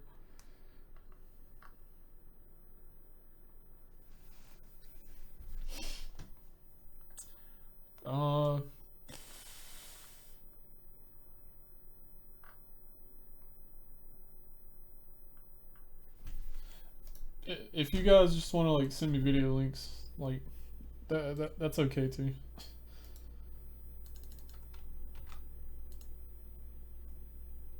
Dive kick! I'm not going to hurt you. I'm not going to kill you. I just want to sell you a video game. It's called Dive Kick. I'm Tim Rogers, founder and director of Action Button Entertainment. I did not make Dive Kick. You know who made Dive Kick? We all made Dive Kick. So by now I've gotten your attention, and you're asking, what is Dive Kick? Wikipedia calls Dive Kick a parody fighting game. I say, if Dive Kick is a parody fighting game, poker is also a parody fighting game. If Street Fighter is a blender, Dive Kick is a straight razor. If Street Fighter 4 is suing someone for libel, Dive Kick is decapitating someone with a NASCAR. Oh, have you played it? If Virtua Fighter is a bag of frozen broccoli florets, Dive Kick is shotgunning an entire French press of coffee. Oh my god. It tastes really good when you drink it out of this. It's greasier. If StarCraft is a sport, Dive Kick is a crime scene. So this is Dive Kick. Dive Kick is a game about geometry. You might want to pack a protractor. You're one of these guys. You're trying to kick the other guy. What you do is you press one button to jump or dive, and another button to kick or kick. You want to kick the other guy to win. Whoever kicks the other guy wins. That's it. Now you might be saying, I have a game console, and I also have an interest in purchasing and playing this barely animated electronic interactive picture contest entertainment called Dive Kick. However, I don't have a video game controller. Have I got news for you? You can control Dive Kick with your mind. Oh my god. You can trust me. I'm psychic. In the year 2024, when the United States eliminates the Electoral College system, we'll decide our next presidents via a bizarre decathlon that involves checkers, chess, push-ups, video ball, pull-ups, a 2-mile run, a half marathon, Connect 4, and Dive Kick. Sorry, I don't know what the 10th event is going to be. Maybe it's Jeopardy. Maybe it's more Dive Kick. It's probably more push-ups. Dive Kick is more than a video game. It's productivity software. Buy Dive Kick on the PlayStation Network for your PlayStation Vita or PlayStation 3 computer entertainment system for just $9.99 US. Today. Play it for a couple of minutes. Make sure you win at least twice and you lose at least once. Apply to a couple of jobs. Get a job. Set up a nice 401k. Don't look at it. Don't you dare look at it. I want you to work at that job for 30 years until one day you get fired, probably for losing at Dive Kick. Go home, check your bank account online. $5 million. In the year 2050, that'll be enough to buy half a condo. Maybe you'll have cool roommates. Maybe they'll try to kill you. I'm not gonna spoil it. Dive Kick is going to change the way you do everything. Anybody can play Dive Kick, and everybody will want to. And it's a good thing. You haven't actually met someone until you have dive kicked unto them. With Dive Kick, you can mildly annoy your best friends, ruin birthday parties, break up marriages, lose your life savings, win back your life savings, win a billionaire's life savings. Is he projecting? Settle arguments, start wars, make someone angry enough to kill you, make yourself angry enough to kill someone else, and much, much more. The producers of Dive Kick want me to inform you that they do not actually condone the act of gambling on Dive Kick. However, I am not one of the producers of Dive Kick, so listen to me. Gamble on Dive Kick all you want. I mean, you're not gonna go to jail for playing Dive Kick, are you? Fact, you can go to jail for losing at Dive Kick. Fact, if you whip out your PlayStation Vita and you challenge a police officer to a game of Dive Kick and you win, he can't arrest you for 24 hours. Fact, I'm going to have to rob a liquor store tomorrow if you don't buy Dive Kick. I just don't know what I'm gonna do about myself if people don't like Dive Kick. Fact, I'm going to level with you. Ever since I got Dive Kick for just $9.99 US on the PlayStation Network, my phone has been ringing off the hook. It's always FedEx. They're always right outside. I don't have a doorbell. That's why they're using the phone. I open the door. It's an envelope. Inside the envelope is a check for anywhere between 5,000 and 6,000 Brazilian reals. I don't know where the money is coming from. I think it has something to do with Dive Kick. And my accountant says I should call a lawyer before a lawyer calls me. Fact, if I don't hunker down and play some more Dive Kick right the goddarn now, I am going to throw up. And you don't want to see me throw up. After I throw up, I will shriek until I am unconscious. And you don't want to see me shriek until I'm unconscious. So for the love of God, just go buy Dive Kick and let me go so I can play some more Dive Kick. Operators are standing by to connect Dive Kick's foot to your face permanently. Warning, Dive Kick is your one-way ticket to an honorary PhD in geometry. Warning, there is no returning from Dive Kick's honorary PhD in geometry. Warning, during sessions of Dive Kick lasting longer than 2 hours, whole pizzas will occasionally materialize on your sofa, table, or floor. These pizzas are poisonous. So honestly, should we watch another part of materializes in your house during an extended play session of Dive Kick, contact the Department of Homeland Security immediately.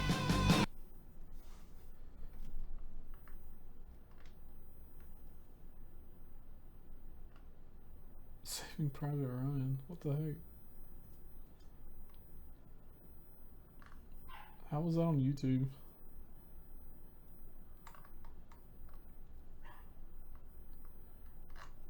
Alright. Let's do it. This is the greatest video series ever.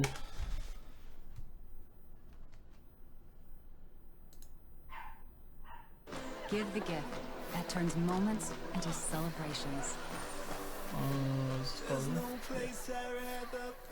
Grey Goose, made to celebrate.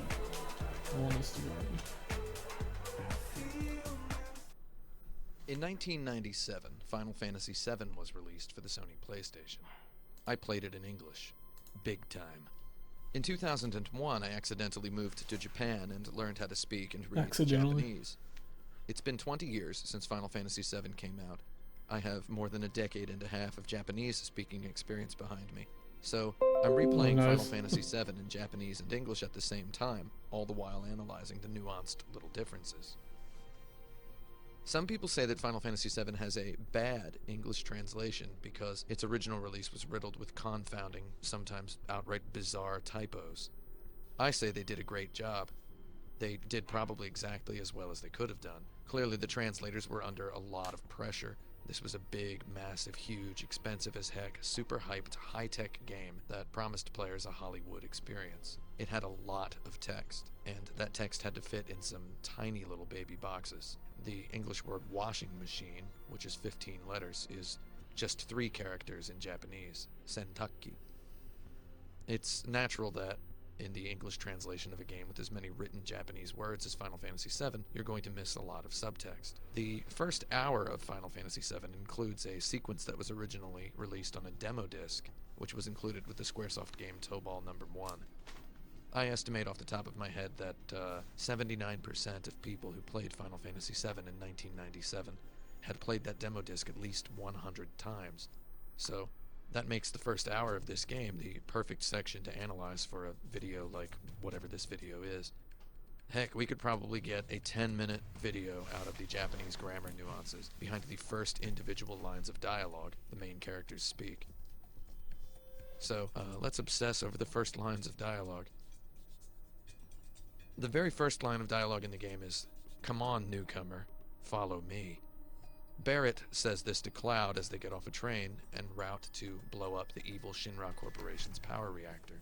In Japanese, Barrett calls Cloud Shin-iri, which is the two kanji for new and recruit. Cloud is an experienced mercenary, as later dialogue will illustrate, and he has been recruited for his expertise. The translation wisely avoids calling him rookie, though maybe newcomer is a bit weird.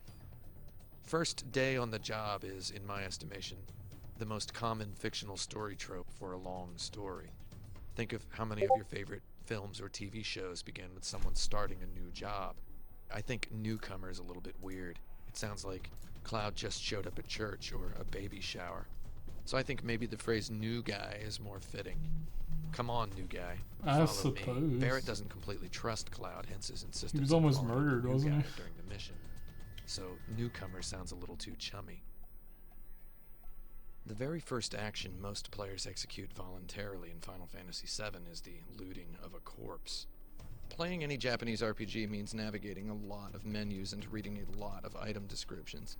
In fact, maybe you spend more time reading menus than you spend reading the story parts. There's plenty of Japanese grammar nuances in these menus as well.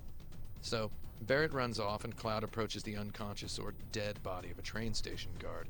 If we press the action button near this maybe corpse, we get a potion. The English dialog box says, "Received potion." Note the exclamation point outside the quotes. I love it. This translation is perfectly okay. However, received makes it sound like someone handed it to you. A dead body probably doesn't hand anything to anybody. The message is meant to be reused multiple times throughout the game whenever the player finds an item, whether the player is finding, buying, or receiving that item. The verb got fits all of those categories, so maybe got a potion is better. In Japanese, they use the verb te ni ireta for all item acquisitions in every RPG I can ever remember playing in Japanese. Final Fantasy VII is no different. Potion wo te ni ireta. Way too literally, that's you put a potion into your hand, which means just you got a potion. This is the sort of etymology that the Japanese language is full of. So that gets us through the first screen of the game, so let's move forward a scene. Here's the scene where Cloud introduces himself. So a character asks Cloud his name. The player inputs Cloud's name, and the character says, "Nice to meet you, and Cloud just cuts the guy right off. "I don't care what your names are. Once this job's over, I'm out of here," Cloud says. So this is the first sentence we hear Cloud speak. It is iconic. This is the first we learn of his personality. It's our first impression of him. And yeah, we all played this demo disc like 100 times, so we all got this impression about 100 times. So let's obsess over the original Japanese text a little bit. So he's not quite as terse or snippy as he is in English. In fact, he even has something of a sense of humor. So what he says is, "Anta tachi no namae nante kyoumi nai ne. Douse kono shigoto ga owattara o wakare da." So as I was saying earlier, kanji, Chinese characters, can pack a lot of meaning into a tiny space, and Cloud gives us an easy example here with the word, well, let's just say kyomi. Kyomi is these two kanji, and it's just 2 letters long, and it means interest, like to be interested in something. The next 2 letters in hiragana are nai. So nai is kind of an impressive little word. It's a verb ending, whatever you want to call it. So it indicates an absence of something. And it has a ridiculously versatile usage. So here, if you attach it to the word interest, kyomi nai will mean I have no interest. or I don't care, or whatever, man. So, furthermore, Cloud puts a ne on the end of his sentence. Ne is how you end a sentence when you're being cheeky or rhetorical or quirky. So here Cloud is being a little bit cheeky. Even furthermore, Cloud starts this whole sentence with anta tachi. Anta is short for anata, which means you, and anata is the formal you, so anta is considered super informal. Tachi will make anata or anta plural, so anta tachi is kind of like saying you guys, but in an informal way, so it's kind of like he's talking to them like they're children.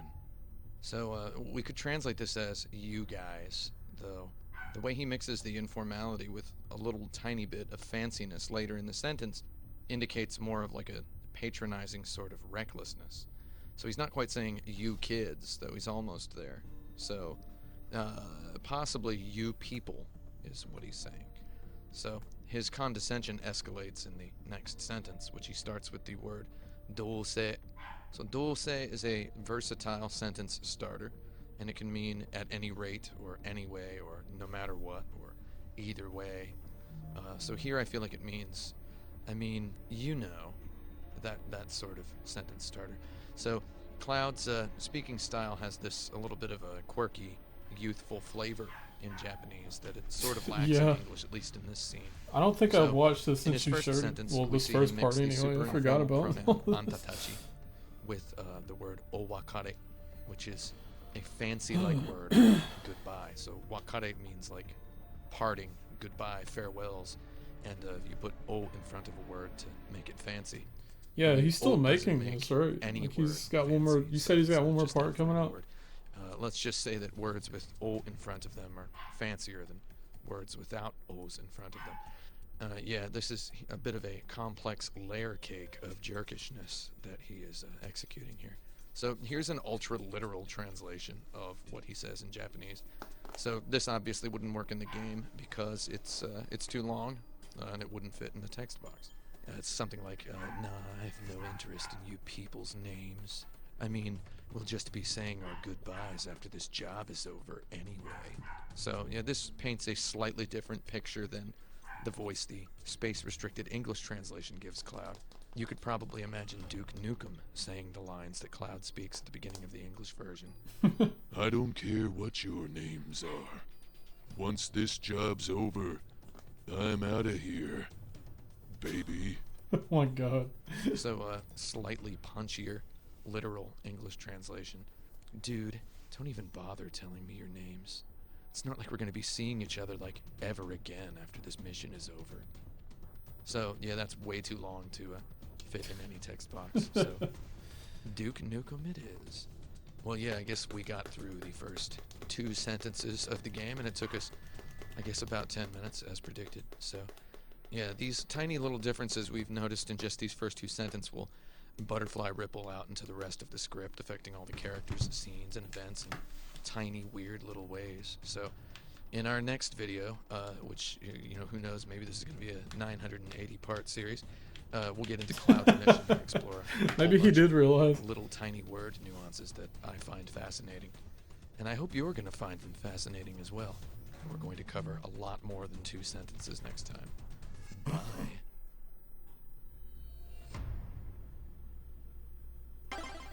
A lot more.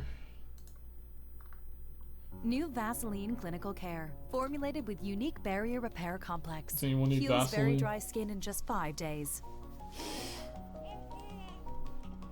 So you can do the thing. Hello, this is Tim Rogers from Kotaku.com. Welcome to the second part of my comparison of the Japanese and English scripts of Final Fantasy VII. Final Fantasy VII came out 20 years ago. I once lived in Japan for 10 years. I'm playing Final Fantasy VII in both English and Japanese at the same time, and spotting little differences. Most of these differences happen because English takes way too many letters to explain a thing that Japanese can explain in far fewer letters. For example, washing machine is 15 letters in English and just 3 in Japanese. Last time, we realized that Cloud Strife, an ice-cold mercenary in English, has more of a sense of humor in Japanese. This time, our heroes are going to blow up a power reactor and ride a train. Warning, some of the Japanese you learn during the course of this video might never be useful to you.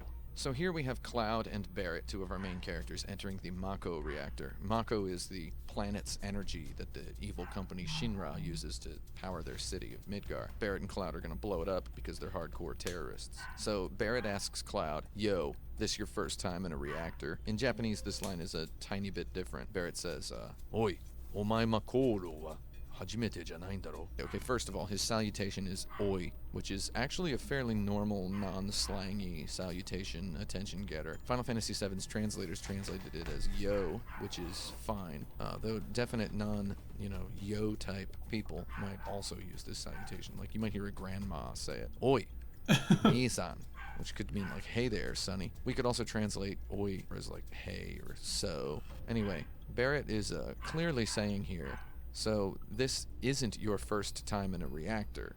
This is just a tiny difference.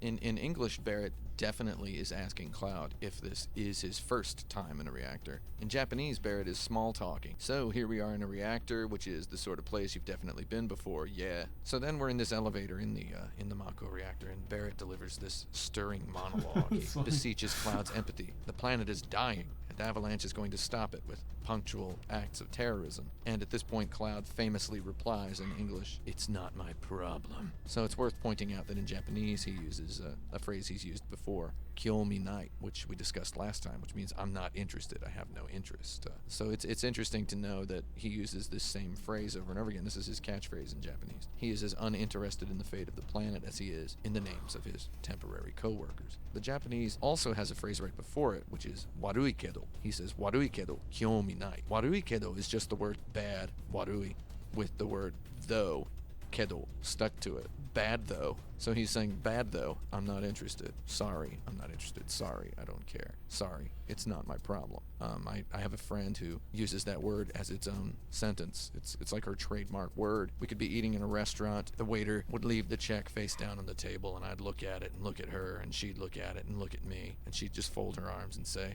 warui kedo. So she's hilarious. She's also deathly afraid of birds, like any bird at all. So here, Cloud and Barrett are placing a bomb. The reactor's going to blow up in 10 minutes because of the bomb. And in English, Cloud says, "Come on, let's get out of here," with this exclamation point, which is, that exclamation point is why I made his voice sound like that just now. It's cracked his trademark cool facade in Japanese. Yeah, true. He lives cool like still. He says, "Sa." far away from Midgar. So he sounds actually cooler in Japanese now than he does in English. Sa just means well or all right. Dashutsu means escape. Da is the informal, colloquial, short, plain form of the be verb. So he's saying, well, it's escape. Well, time to go. He's so cool in Japanese about his escape from a building on the verge of explosion that he doesn't even put any punctuation on the sentence. Like, look at that. I would go so far as to say that this is the particular type of extreme cool that would make well its own sentence with a period and all. So once we've successfully escaped and the team is assembled outside, it's Barrett's turn to talk about getting out of here. All right, now let's get out of here. In Japanese, he also uses sa. Sa hikiageru zo. Hikiageru is a military sounding phrase. It literally means to pull something upward. So let's pull up. And zo is a sentence ender that implies a sort of a tough dude urgency. Hikiageru zo is like saying, let's pull it up, or let's move out. So the militariness of this phrase is such that we could even translate his sa as all right, followed by a semicolon. He's cool enough to say all right, yet he possesses a self-taught military discipline. All right, let's move out. So the team rendezvous in the back of a train car. Cloud is late showing up, so the group discusses whether Cloud is dead or not, of course. Biggs says, Cloud, wonder if he was killed. And Barrett replies, no way! With 2 exclamation points, hence the volume there. So in Japanese, Barrett's line is actually dramatically different, and I was surprised by quite how different. Biggs asks, Cloud, yararechimata no kana? And Barrett replies with, Biggs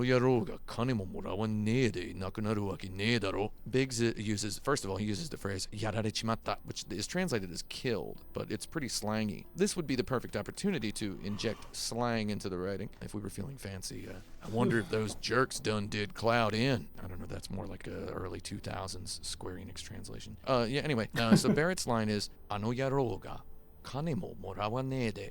inaku naru wake nee daro. So note the 2 exclamation points there. This is a fantastic line that shows us a lot about Barrett's character. For one thing, he's using slangy verb endings.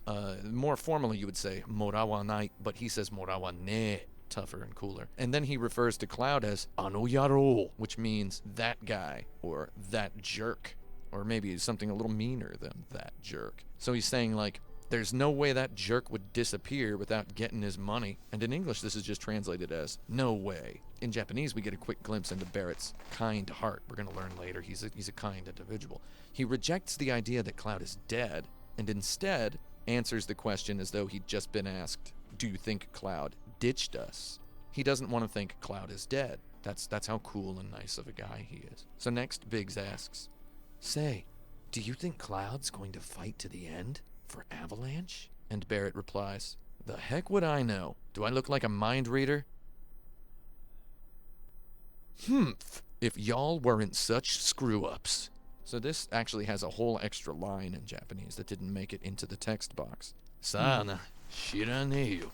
お前らがもう少し頼りになりやよ。あんな野郎雇わねえでもいいんだがな。There's a whole extra sentence here that isn't in the English version. After saying, y'all weren't such screw-ups, Barrett here says, we wouldn't need to even hire a guy like that. This reference to the terrorist group's organizational structure prompts Biggs to think about money. Hey Barrett, what about our money? In Japanese, there's a minor, tiny little difference. Ah, Barretto-san. So instead of saying just the plain word for money, he uses the phrase our salary. Kyuryo means salary. So this is a minor difference, though. It opens up kind of a neat little consideration that Barrett pays these guys regularly. That's a neat little thing to think about. And when Cloud finally shows up, Barrett scolds him, having everyone worried like you don't give a darn about no one except yourself. First of all, I'm not sure what this word is supposed to be.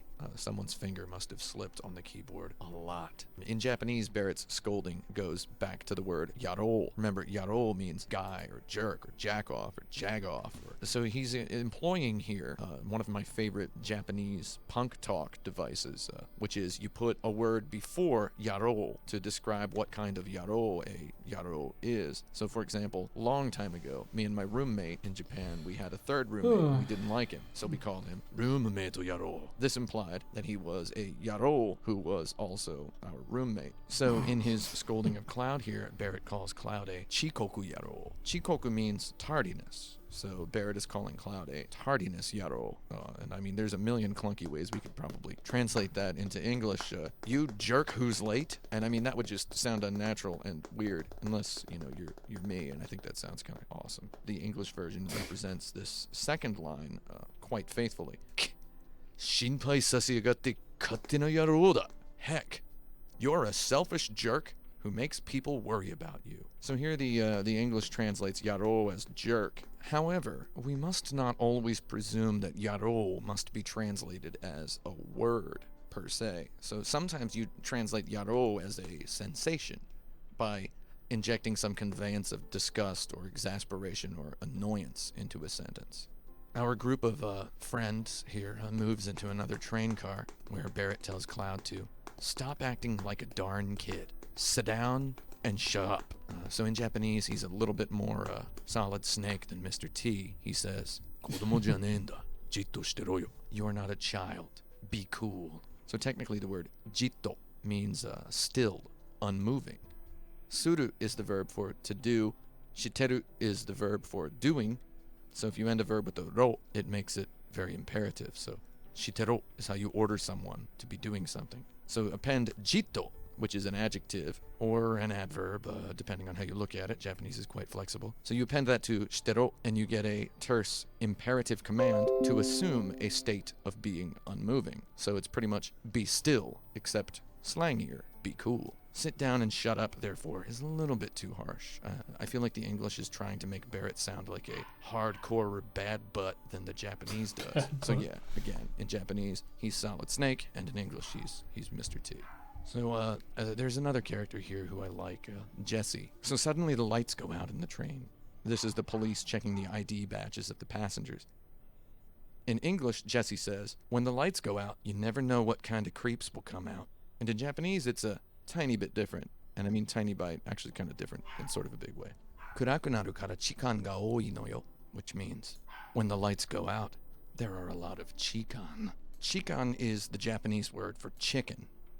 No, wait, sorry, that's chikin. Chikan is the Japanese word for a very specific type of pervert, namely the type of pervert who gropes women in public places, especially on train cars, particularly on crowded train cars. I hate to be the type of guy who would put a Japanese word into the middle of an English sentence and then explain it later, though looks like I just did that. So now Cloud and Barrett proceed to have a philosophical conversation on the civic architecture of the city of Midgar. Midgar is a city that sits atop a metal plate with slums underneath it. Cloud looks out the train window and says, "A floating city. Pretty unsettling scenery." To which Barrett replies, "Huh?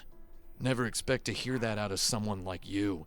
You just full of surprises." Cloud's English line is quite a literal translation, though Barrett's is a little bit more nuanced in Japanese. Huh? Anta ga sonna fuu ni kanjiru to wa na. Igai da ze. So he's using the word kanjiru, which means to feel or to sense. We could translate Barrett's line like this with his characterization so far in mind.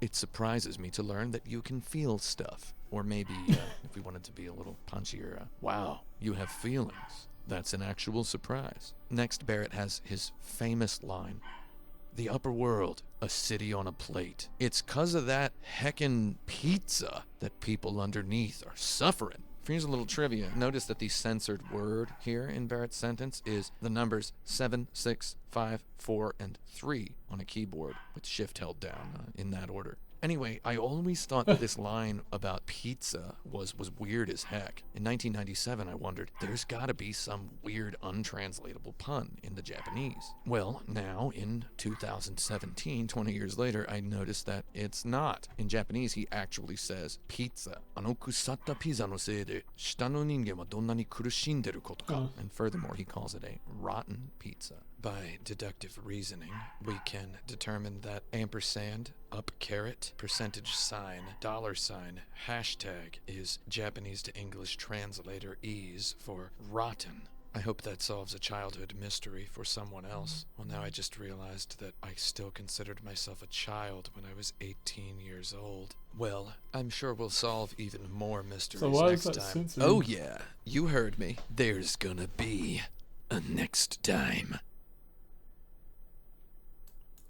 I'm probably gonna stop that here. So I'm getting kind of tired. I've been up. I got up at like 7 this morning, and I need to check on my dog. So, with that said, we can raid someone. We have enough people to do a decent raid. Let me just find somebody.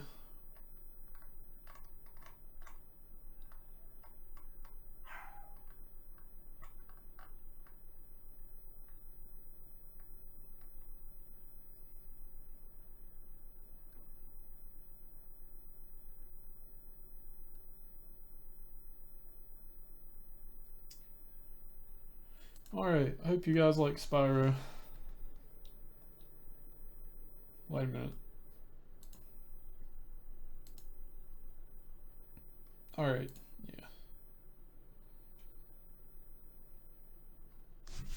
If the ad would go away. Oh my god.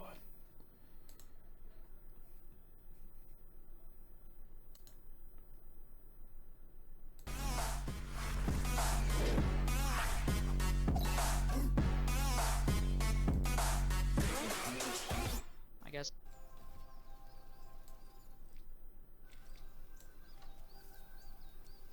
Oh, there's strings in there. Wow, okay. I'm glad I checked. Speedy's online. Okay, we're running another speedrunner.